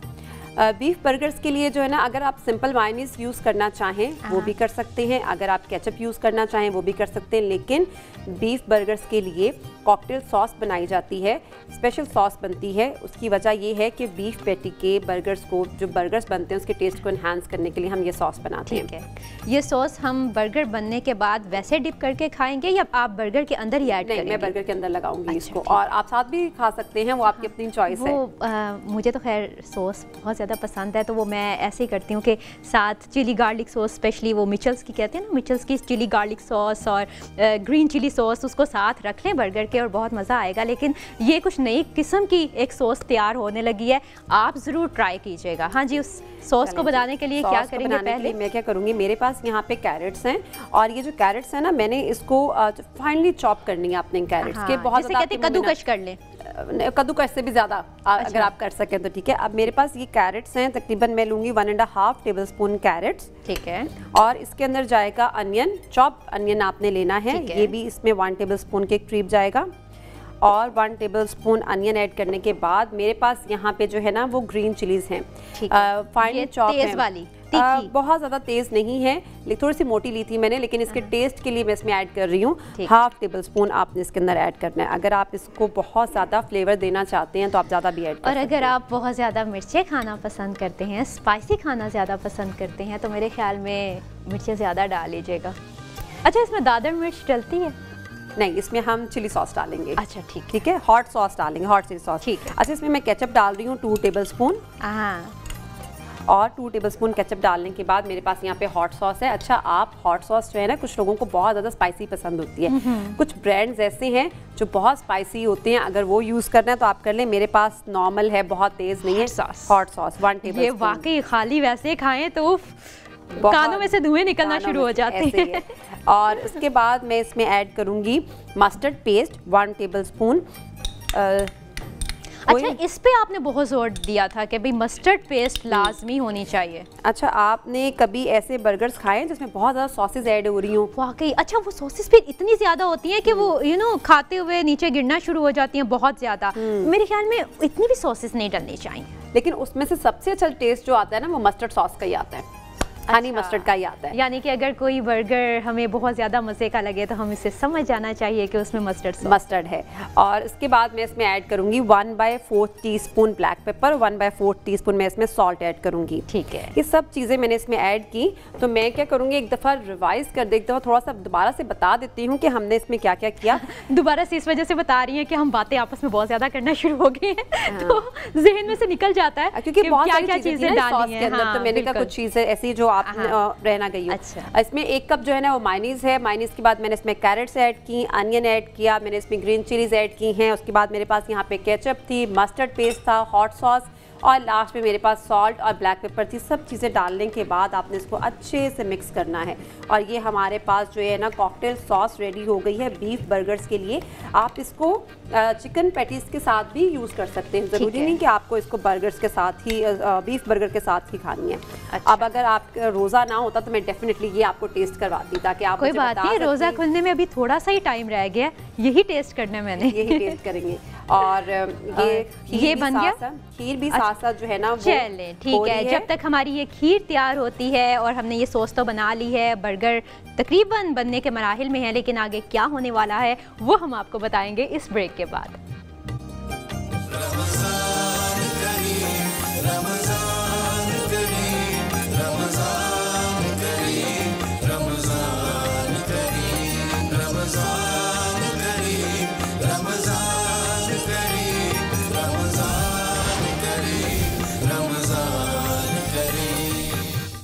नहमदुहु व नुसल्ली अला रसूलिहिल करीम अम्मा बाद फ़ाउज़ बिल्लाहि मिनश शैतानिर रजीम बिस्मिल्लाहिर रहमानिर रहीम। नाज़रीन मोहतरम, आज की नशिस्त में हज़रत मूसा अलैहिस्सलाम की जवानी के कुछ वाक़यात, फिर उनका अर्ज़ मिस्र से निकलकर मदियन की तरफ जाना और वहाँ पर तरबियत के मरहले से गुज़रना, फिर उनकी बेसत का होना, उनकी आइली ज़िंदगी और फिर उनका मिस्र में वापस लौटना, इन तमाम वाक़यात के बारे में इख्तिसार के साथ गुफ्तगू होगी। हज़रत मूसा अलैहिस्सलाम अल्लाह रब्बुल इज़्ज़त की कुदरत से फ़िरऔन के घर में परवरिश पाते रहे। वहीं उनका बचपन गुज़रा, उन फ़वाने शबाब के मरहले तय हुए और वहीं पर वो नौजवान हो गए। अल्लाह रब्बुल इज़्ज़त ने उन्हें बड़ी दिलकश, दिल नवाज, ख़ूबसूरत शख्सियत से नवाजा। एक बारोब शख्सियत, एक पुरवकार शख्सियत, बहुत अच्छी सेहत, बहुत अच्छा कद, बहुत खूबसूरत जुस्सा, और देखते ही महसूस होता था कि एक भरपूर तवाना और जवान वजूद है। हज़रत मूसा अलैहिस्सलाम इस अमर से आगाह थे कि उनका ताल्लुक़ बनी इसराइल से है। वो वहाँ की माशरती नाहमवारियों को भी मुलाहज़ा फरमाते थे, बनी इसराइल की हालत ज़ार को भी देखते थे, अपने आबा व अजदाद की रवायात से भी बखूबी वाक़फ़ थे। एक दिन ऐसा हुआ कि वो महल से निकले और एक जगह पर पहुँचे तो वहाँ उन्होंने देखा कि किब्ती कौम वो है जिसका ताल्लुक़ फ़िरऔन से था, यानी फ़िरऔन की नस्ल, उनकी कौम। एक किब्ती शख्स ने एक बनी इसराइल के फ़र्द को पकड़ा और उसे चाहा कि ज़बरदस्ती अपने बेगार पर ले जाए। हज़रत मूसा अलैहिस्सलाम ने जब ये देखा तो आपको नागवार गुज़रा। उस इसराइली की नज़र भी आप पर पड़ी तो आपको उसने मदद के लिए पुकारा। आप आगे बढ़े और आपने किब्ती को ज़ोर से परे हटाया। उसने मज़ाहमत की तो आपने उसे एक धक्का दिया। हज़रत मूसा अलैहिस्सलाम नबूवत के ज़ोर से सरफराज थे और अल्लाह रब्बुल इज़्ज़त ने आपको बड़ी सेहत अता फरमाई थी। उस ज़र्ब की शिद्दत से वो किब्ती जांबर ना हो सका और देखते ही देखते उसने दम तोड़ दिया। हज़रत मूसा अलैहिस्सलाम वापस आ गए, वो इसराइली भी वहाँ से रफू चक्कर हो गया। और बाद में जब उस शख्स की लाश दरियाफ्त हुई तो बड़ी सरासीमगी फैल गई, लेकिन कोई ख़बर ना हो सकी कि इसे हलाक करने वाला कौन है। और फ़िरौन को शिकायत की गई, लेकिन उसने कहा कि मैं किसी नामालूम शख्स पर किस तरह फ़र्द जुर्म आयद कर सकता हूँ, कोई वाज़ेह सबूत हो। इत्तेफाक ये हुआ कि दूसरे दिन आप शहर के दूसरे किनारे पर गए तो देखा कि दो शख्स फिर उलझे हुए हैं और उनमें से एक वही इसराइली है। उसने आपको देखा तो फिर मदद के लिए बुलाया। आप आगे बढ़े, आपने उनको अलग तो किया, लेकिन इस बार उस शख्स को जिसको आपने उससे अलग किया, कोई ज़्यादा आपने उसे शिद्दत से अलग नहीं किया। और इसराइली की तरफ भी हाथ उठाकर कहा कि मुझे महसूस होता है कि कुछ तेरी सरिश्त में भी फसाद है, तू हर रोज़ ही किसी न किसी से झगड़ रहा होता है। जब आपका बाजू उठते हुए देखा तो उसने ये महसूस किया कि कहीं ये मुझे थप्पड़ रसीद कर देंगे या मौका दे मारेंगे। तो उसने फ़ौरन कहा कि ए मूसा, कल भी तूने एक शख्स को हलाक कर दिया था, अब क्या तुम चाहते हो कि मेरे साथ भी वही सलूक करो। ये कहकर वो वहाँ से भाग गया। किप्ती ने ये सुना तो उसने जाकर फ़िरौन के दरबार में ये शिकायत कर दी कि जिस शख्स ने कल हमारे एक हम कौम को हलाक किया है वो तो कोई और नहीं है, वो तो महल में परवरिश पाने वाले मूसा ही हैं। फ़िरौन ने ये सुना तो उसने जल्लादों को हुक्म दिया कि मूसा को पकड़ कर लाओ ताकि उससे बदला लिया जाए।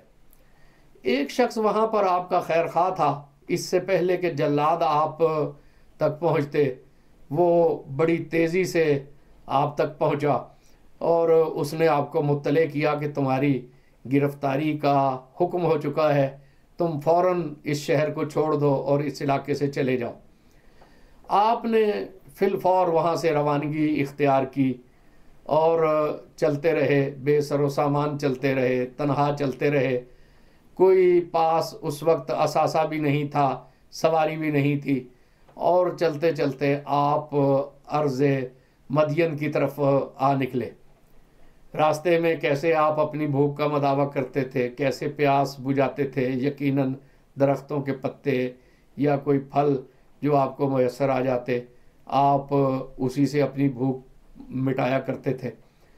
तो अर्ज़ मदियन की तरफ आप आ गए। अर्ज़ मदियन का ज़िक्र हज़रत शुएब अलैहिस्सलाम के तज़किरे में आम है। वो शख्सियत जिससे आपकी मुलाकात हुई, क्या हज़रत शुएब अलैहिस्सलाम हैं या कोई और हैं?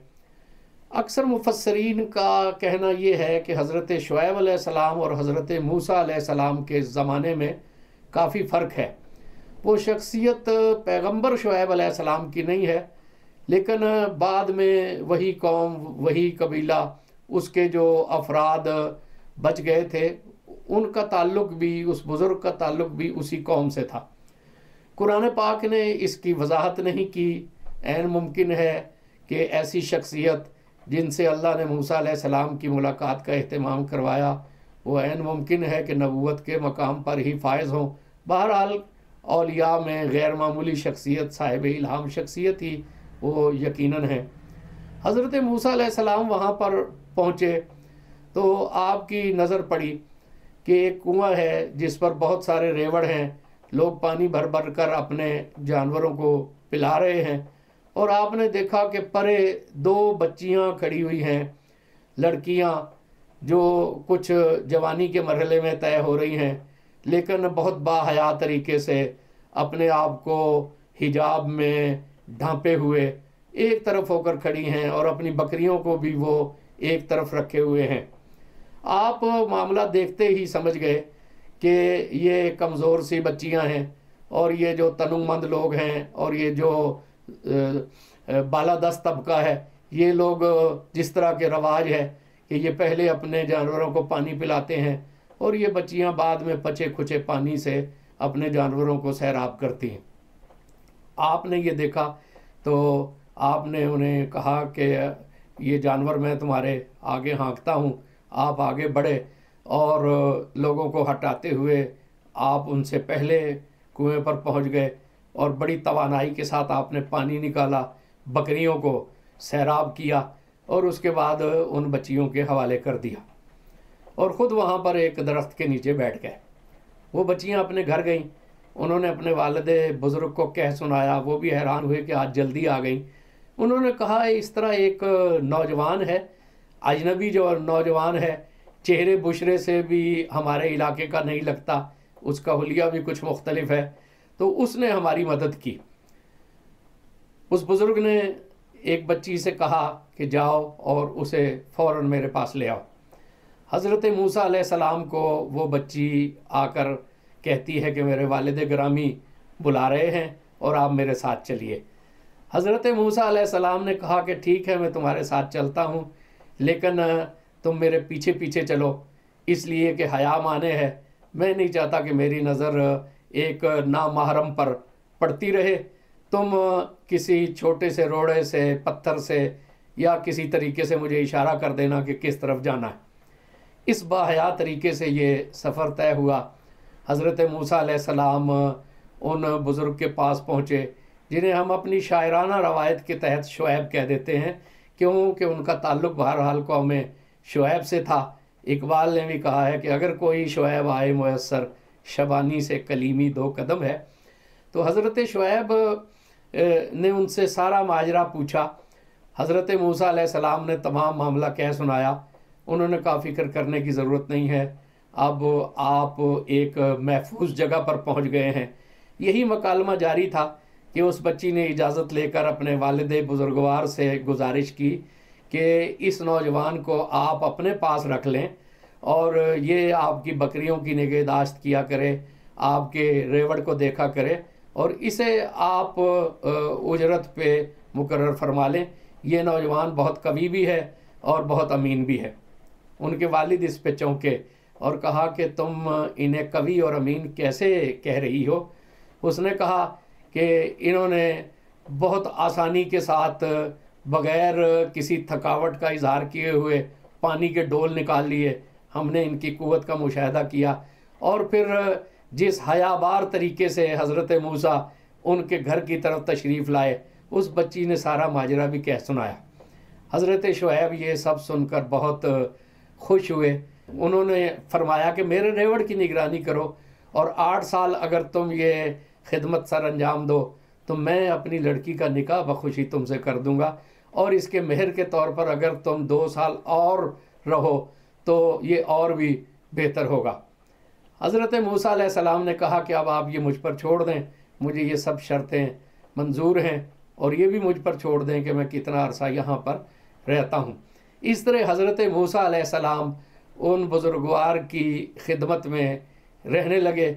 अब अल्लाह ही जानता है, अल्लाह के एक नबी हैं, सिर्फ बकरियां चराने की हद तक तो नहीं होंगे, क्या राज़ो नियाज़ उनके दरमियान होंगे और तरबियत के ये मरहले किस तरह तय हुए ये अल्लाह ही जानता है या वो मुक़्तदर शख्सियतें जानती हैं। फिर वो वक्त आया कि हज़रत मूसा अलैहिस्सलाम का निकाह उनकी बच्ची से हो गया। बाज़ रवायतें ऐसी महसूस होती हैं कि जब आप उनसे इजाज़त लेकर अपने घर मिस्र की तरफ आ रहे थे तो रास्ते में आपकी बेइज्जत हुई, लेकिन कुरानी आयात के जो कराइन हैं उनसे ये महसूस होता है कि आप एक दिन बकरियां चराते हुए उस वादी की तरफ जा निकले और जिसे वादी मुक़द्दस कहा गया और जो अर्ज़ मुक़द्दस है जहाँ पे हज़रत मूसा अलैहिस्सलाम की बेइज्जत हुई, घर वाले भी उस वक्त आपके साथ थे। तो काफ़ी जब आगे निकल गए तो अंधेरा सा महसूस हुआ और कुछ भूख और प्यास का एहसास भी हुआ। तो एक जगह पर एक रोशनी सी चमकती हुई नज़र आई। हज़रत मूसा अलैहिस्सलाम ने अपने घर वालों से कहा कि तुम यहाँ पे इंतज़ार करो, ये एक शोला सा आग का नज़र आ रहा है, मैं देखता हूँ कि कोई अंगारा मुझे मुयस्सर आ जाए और मैं उसे ले आऊँ ताकि हम आग जलाकर खाना पकाने का कोई सामान करें, अपनी रोशनी का सामान करें। वो आगे बढ़ते गए और शोला आगे होता चला गया तो वो बड़े हैरत ज़दा हुए कि ये क्या मामला है। एक जगह पर वो रुके कि ये न जाने क्या पुरस्कार सा मामला है तो मैं वापस हो जाऊं, लेकिन जब उन्होंने ये इरादा फरमाया तो आवाज़ आई कि इन्नी अनल्लाह, ए मूसा तुम्हें तो अल्लाह रब्बुल इज़्ज़त से शर्फ़ हम कलामी हासिल हो रहा है, ये वादी मुक़द्दस है, अपने जूते उतारो, अपने नालैन उतार दो और अदब व एहतराम से आगे की तरफ बढ़ते चले आओ। ये मरहला वो था कि जो बायद व शायद ही होता है। एक नबी पे जब वही आती है और अल्लाह करीम उनसे हम कलाम होता है तो किसी शक और शुबे की गुंजाइश नहीं होती, वही इल्म यकीनी का बायस होती है। हज़रत मूसा अलैहिस्सलाम सरशार हो गए कि मुझे ये शर्फ हासिल हुआ है। जब वो आगे बढ़े और उस मकाम मुकर्रर पर हाजिर हो गए तो किस प्यार से अल्लाह रब्बुल इज़्ज़त ने उनसे इस्तफ़सार फरमाया कि माँ तिलका बेयमीने का या मूसा, ए मूसा आपके हाथ में क्या है। हज़रत मूसा अलैहिस्सलाम जो सरशार हैं वो अर्ज़ करते हैं कि ये मेरा असा है, मैं इससे टेक लगाता हूँ, मैं इससे अपना रेवड़ हाँकता हूँ और बहुत से काम हैं जो कि मैं इससे लिया करता हूँ। ये एक सरशारी थी। सवाल तो सिर्फ ये था कि ये क्या है, लेकिन मूसा अलैहिस्सलाम अल्लाह की बारगाह में हाजिर हैं, वो चाह रहे हैं कि ये लम्हे और हो जाएं। और वही मरहला था कि हज़रत मूसा अलैहिस्सलाम को फिर अल्लाह रब्बुल इज़्ज़त ने मबऊस फरमाया। उनकी ड्यूटी एक उलिल अज़्म रसूल की हैसियत से लग गई और फिर अल्लाह रब्बुल इज़्ज़त ने उन्हें मोजज़ात भी अता फ़रमाए, हिदायत भी अता फ़रमाई। ये हज़रत मूसा अलैहिस्सलाम की जवानी और बेसत का वाक़या है। अल्लाह ने तौफ़ीक़ अता फ़रमाई तो हम आपके कारहाय नुमायाँ पर मज़ीद गुफ्तगू का शर्फ हासिल करेंगे।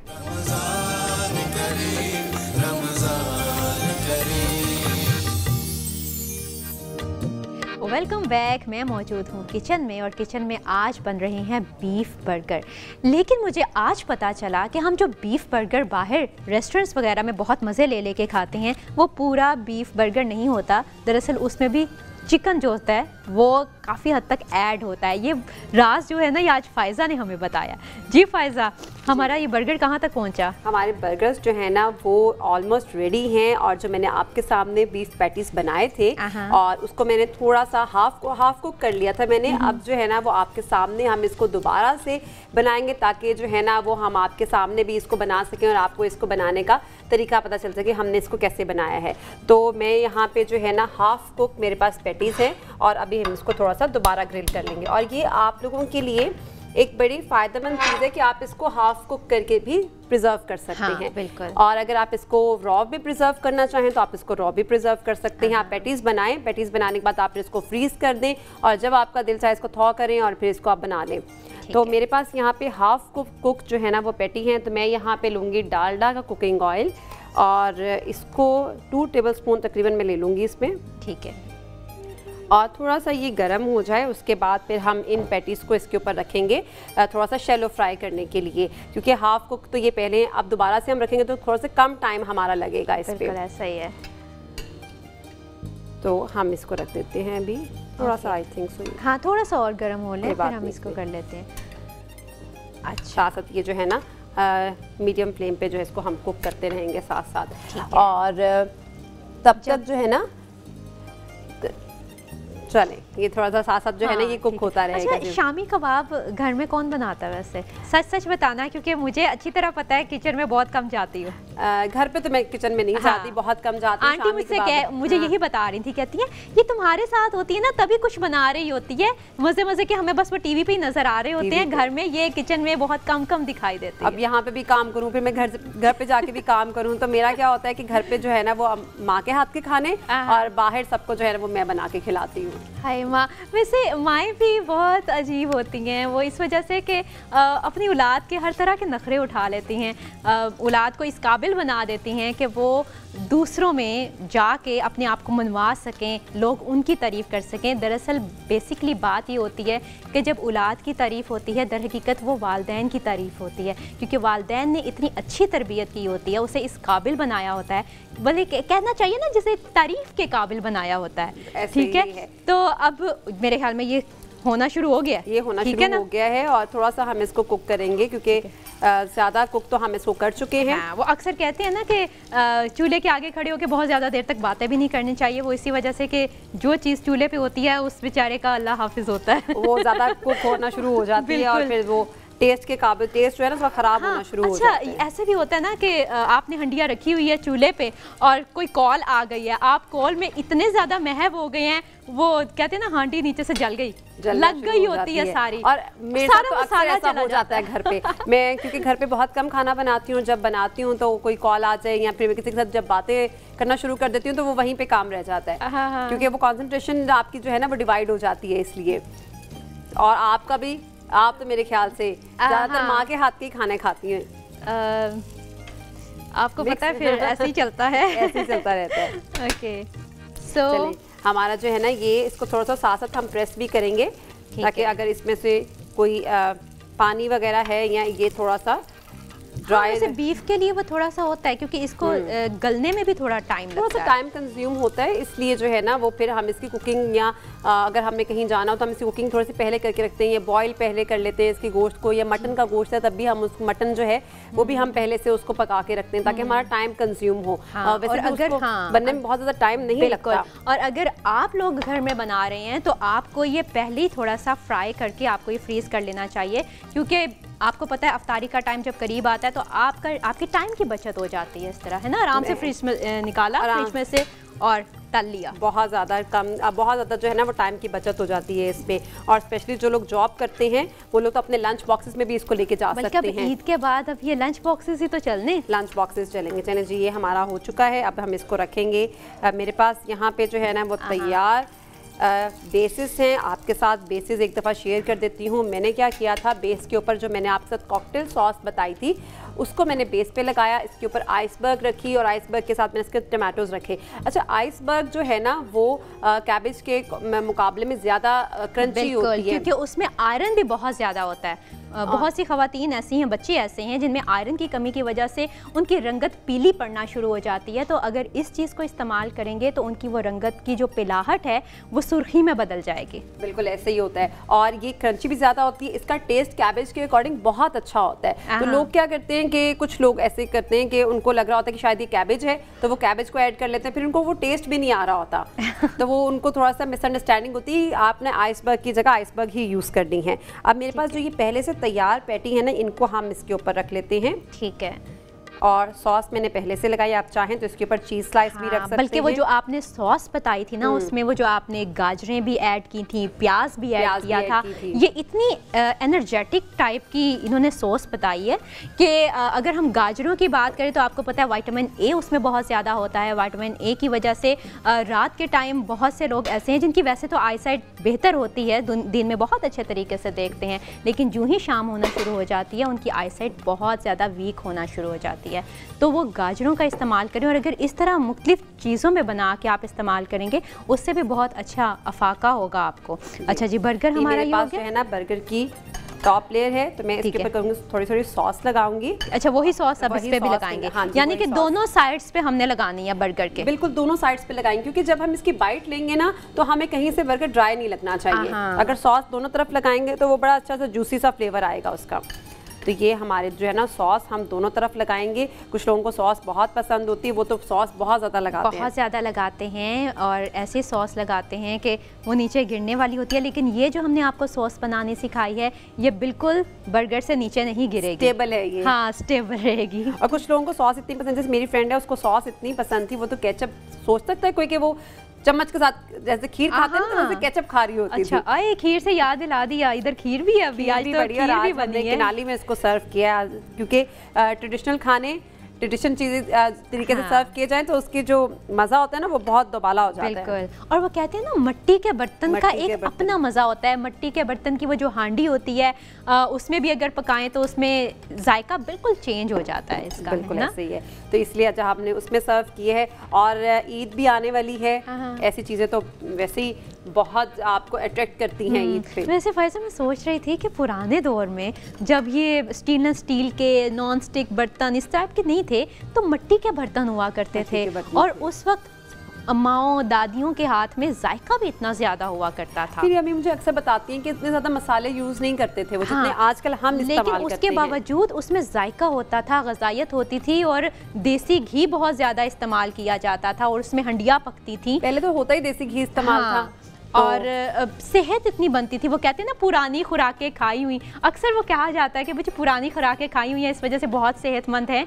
तो ये वही चीज़ थी कि मट्टी के प्लेट्स, ये आप जिस तरह आपने कुनाली आपने यूज़ किए, कुनाली से कहते हैं, कनाली ओके, तो ये सारी ना हमारी सकाफत है, हमारी रवायात में शामिल है जी। और हमें इससे जुड़े रहना चाहिए किसी ना किसी अंदाज से। हम चाहे जितनी मर्जी तरक्की कर लें, जिस मर्जी मुकाम पे पहुंच जाए, लेकिन वो कहते हैं ना अपनी मिट्टी से जुड़े रहना चाहिए। सो हमें क्या चाहिए अब फायजा? नहीं, मैं यहाँ पे मुझे डिश चाहिए थी इसको सर्व आउट करने के लिए कि बर्गर्स को। अच्छा, तो मैं यहाँ पे जो है ना बर्गर्स को भी वैसे सर्व करने का ना एक ढंग होता है। बिल्कुल, एक खाली बर्गर वैसी प्लेट में रख के दे दिया उसका उतना मज़ा नहीं आता, उतना मज़ा नहीं आता। लेकिन अगर आप इसको इस तरह से रखें एक प्लेट के अंदर ताकि सब लोग जो है ना बड़े अच्छे से इंजॉय कर सके। बिल्कुल ऐसा ही है। और ये जो है ना बर्गर्स आपके रेडी हैं, इसको यहाँ पे रखें और उसके बाद हम खीर को भी जो है ना वो सर्व करते हैं। ओके, चलें इनको भी हम ठीक है डिश में सर्व करते हैं। अच्छा, मुझसे गाजर की जब आप इसमें ऐड करी थी तो मुझे ख्याल आया कि गाजर का अचार भी होता है, गाजर का मुरब्बा भी बनाया जाता है, गाजर की कांची अच्छा, खट्टी खट्टी वो कांजी कांजी कभी खाई? मैंने कभी नहीं पी है वो। हाँ, पीते हैं। मैंने कभी नहीं पी, लेकिन मैंने सुनी है और अक्सर मैंने जो है ना सड़क के किनारे पे उसको लोगों को बेचते हुए भी देखा है। बिल्कुल, वो कांजी ऐसी है कि जब पिए आप जुबान पे काफ़ी देर तक उसकी रंगत रहती है। और दूसरा ये कि वो गर्मियों की शिद्दत को दूर करती है, आपकी वो जो हाजमे में अक्सर प्रॉब्लम हुई होती है ना, तो उसको ख़त्म करती है। और गाजर का अचार जो हम बहुत शौक से खाते हैं, कहते हैं ना कि दोपहर में रोटी हो, सालन हो, दाल चावल हो और साथ अचार हो, तो वहाँ पे जो अचार है वो जिगर के अमराज को दूर करता है, गाजर का अचार जो है। यहाँ पे हम बहुत सी बातें तो करेंगे आपसे, लेकिन वक्त हो चुका है एक शॉर्ट ब्रेक का। मिलते हैं इस ब्रेक के बाद।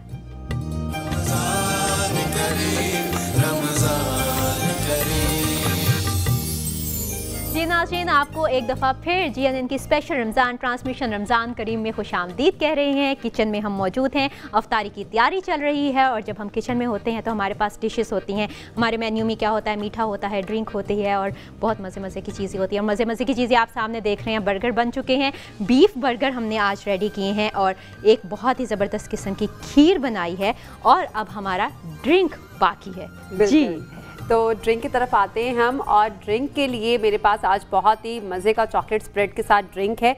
मेरे पास यहाँ पे चॉकलेट स्प्रेड है, कॉफ़ी है, ऑल पर्पस मिल्क के बगैर हमारा कोई भी ड्रिंक जो है ना कंप्लीट नहीं होता। तो हमने जो है ना वो ऑल पर्पस लिया है, साथ में कॉफ़ी है। अच्छा, इसके जो रेसिपी है वो पर ग्लास के अकॉर्डिंग भी है और मतलब इसको आप बढ़ाते जाएं तो आप इसकी क्वांटिटी को जब बढ़ाते जाएंगे तो वो आपके ग्लासेस भी डबल होते जाएंगे। ठीक है, आप एक गिलास के मैं ज़्यादा के लिए बना रही हूँ, लेकिन बताऊंगी मैं आपको एक गिलास की, उसको आप डबल कर सकते हैं। फिर मेरे पास यहाँ पे 1.5 टेबल स्पून जो है ना वो आप एक गिलास के लिए चॉकलेट स्प्रेड लेंगे। कोई भी अच्छा सा चॉकलेट स्प्रेड यूज़ कर लें आप। अगर आपको चॉकलेट स्प्रेड नहीं पसंद तो कोई भी स्प्रेड जो आप बना लेना चाहें मार्केट से वो आप ले सकते हो। उसके बाद मेरे पास यहाँ पे 1 टीस्पून कॉफ़ी होगी और शुगर आपके लिए टेस्ट के अकॉर्डिंग है, डालना चाहें डालें क्योंकि चॉकलेट स्प्रेड भी मीठा है। और उसके बाद मेरे पास यहाँ पे एक ग्लास जो है ना 250 ml मेरे पास यहाँ पे ऑल पर्पस मिल्क होगा। तो मैं क्या करूँगी, इसको डालूंगी ब्लेंडर में और ब्लेंडर में डालने से पहले मेरे पास यहाँ पे जो कॉफ़ी है इसको मैं डिज़ोल्व करूँगी पानी में।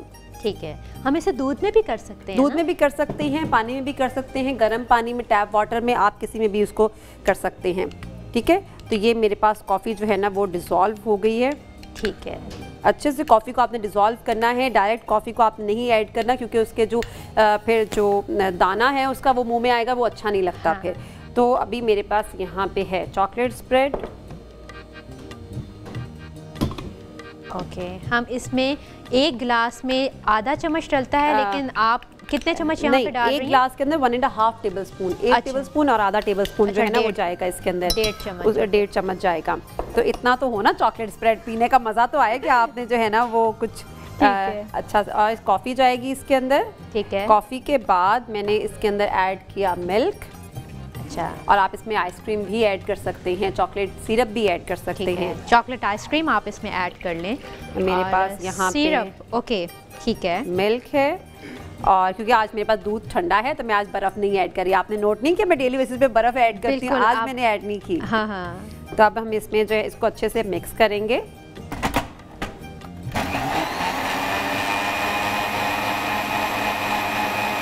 बड़े अच्छे से इसको ब्लेंड कर लीजिएगा। अगर आप इसमें डिफरेंट टाइप्स के कोको पाउडर्स ऐड करना चाहें, कोको पाउडर में भी लाइट और डार्क दोनों आते हैं, अगर वो ऐड करना चाहें ड्रिंक में तो वो भी आप ऐड कर सकते हैं। ठीक है,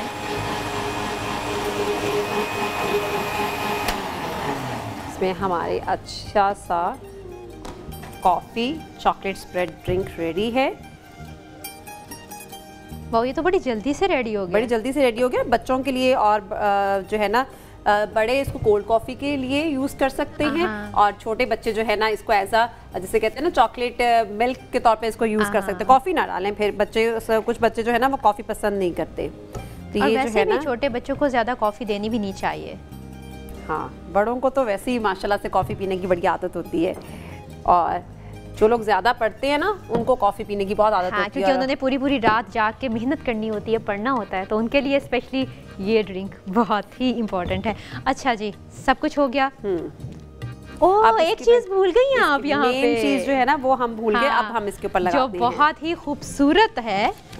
हमारे पास फेवरेट मेरी चांदी के वर्क जिस पे भी होना, मिठाई हो या कोई भी स्वीट डिश हो, मुझे बहुत पसंद है। बल्कि मैं वो वाला हिस्सा ही पहले लेती हूँ कि मैंने ये चीज़ खानी है पहले, जहाँ पे चांदी के वर्क होते हैं। बिल्कुल। चलें जी, अब हम इसके ऊपर थोड़े से जो है ना ये चांदी के वर्क लगाते हैं और इसकी खूबसूरती में मज़ीद इजाफा करते हैं। इसकी खूबसूरती तो ये वैसे ही, इतने ज़्यादा नट्स देख के तो ये वैसे ही बहुत खूबसूरत लग रही है, लेकिन चलें जी, ये हमारे कंप्लीट हो गई है खीर। ज़बरदस्त। हमारा जी अफ्तारी का सारा सामान हो चुका है, और जब हमारा सारा सामान हो चुका होता है अफ्तारी का, तो वहाँ पे हम बस वेट कर रहे होते हैं कि जल्द से जल्द रोज़ा अफ्तार हो और हम अफ्तारी करें। लेकिन जब तक हम आपस में ये सारी चीज़ें देख रहे हैं, यहाँ पे हमारे साथ मौजूद हैं मोहम्मद रफ़ीक ज़िया साहब। ज़िया साहब, आपसे गुजारिश है कि नाते रसूल मकबूल सल्लल्लाहु अलैहि वसल्लम पेश कीजिए। मैं लिखी हुई पंजाबी की नात के चंद अशआर पेश करता हूँ।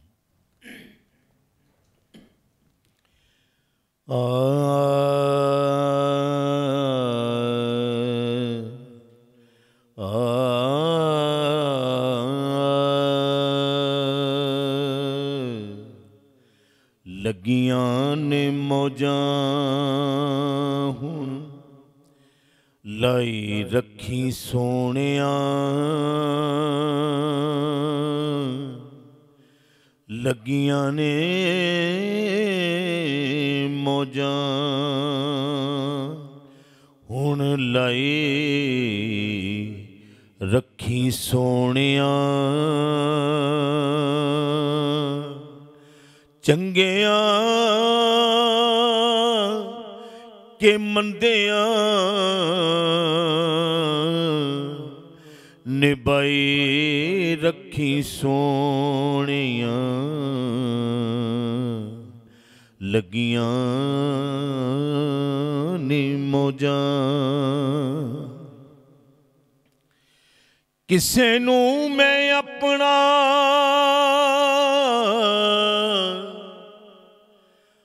दुखड़ा सुनाया नहीं, तेरे बाजों किसे मैनू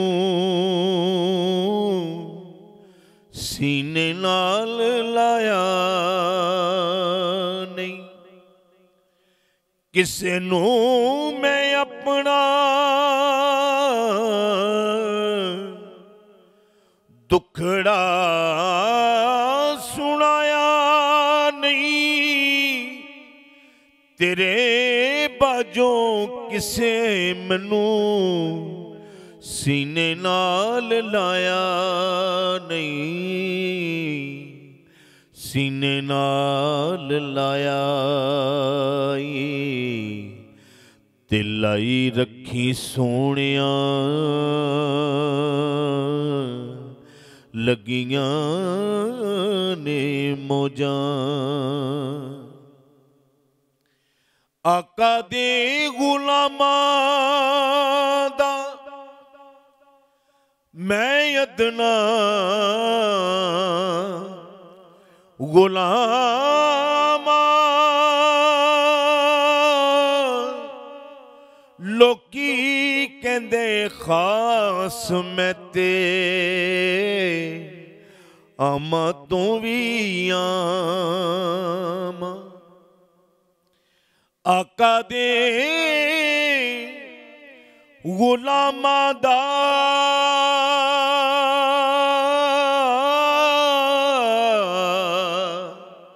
मैं अदना गुलामा, लोकी कहंदे खास मैं ते आमा तू भी आमा, पर्दा जे पाया ते पाई रखी सोनिया, पर्दा जे पाया ज़ियायो दियाल दा बनिया गुलाम मैं, एदे नालों बद होर लेना की नाम मैं ज़ियायो दियाल दा बनिया गुलाम मैं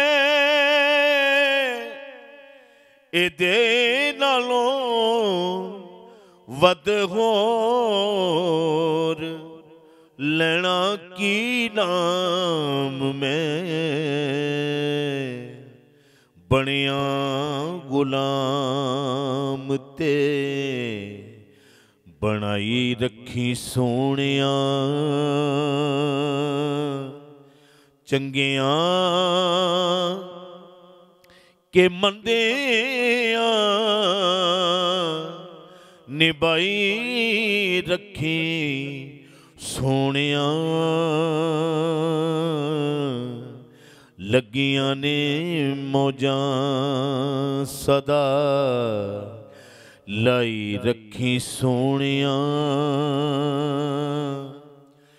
ना तेरा लेके आका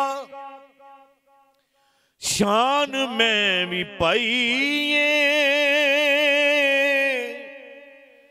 तेरे हथ डोर साइया ते आपे तू चढ़ाइए ना तेरा लेके आका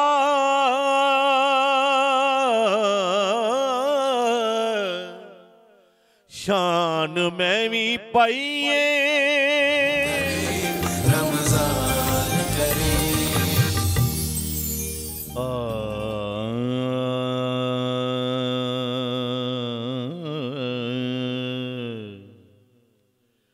हश्र में जब उनको सजदे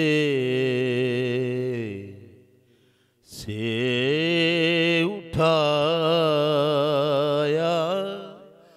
जाएगा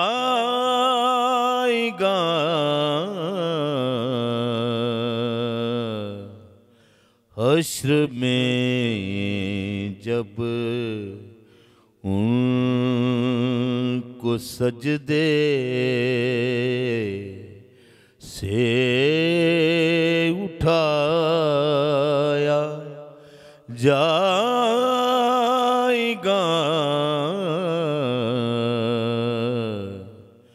हम गुनाहगारों की बिगड़ी को बनाया जाएगा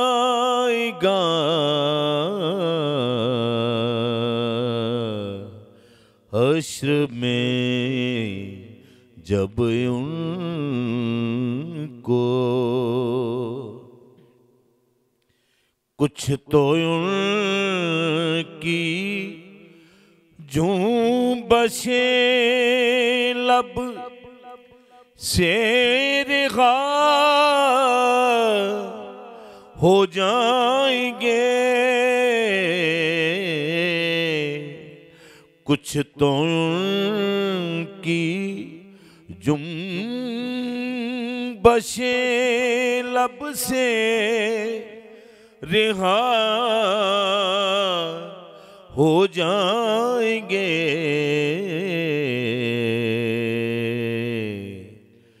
कुछ से आकारों को कमली में छुपाया जाएगा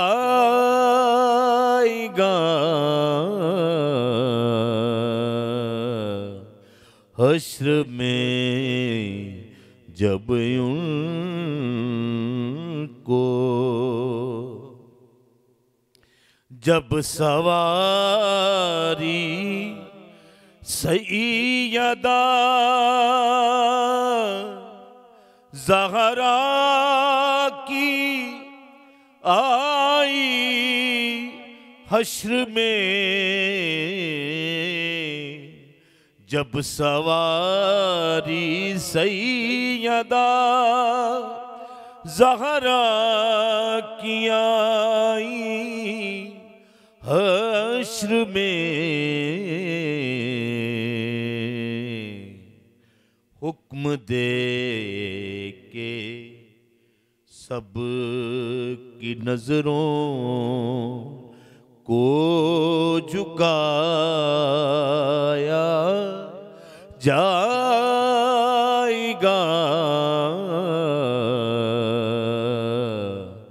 हुक्म दे के सब की नजरों को झुकाया जाएगा, हश्र में जब उनको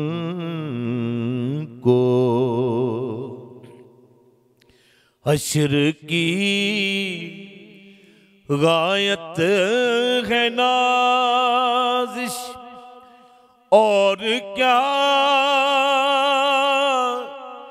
इसके सिवा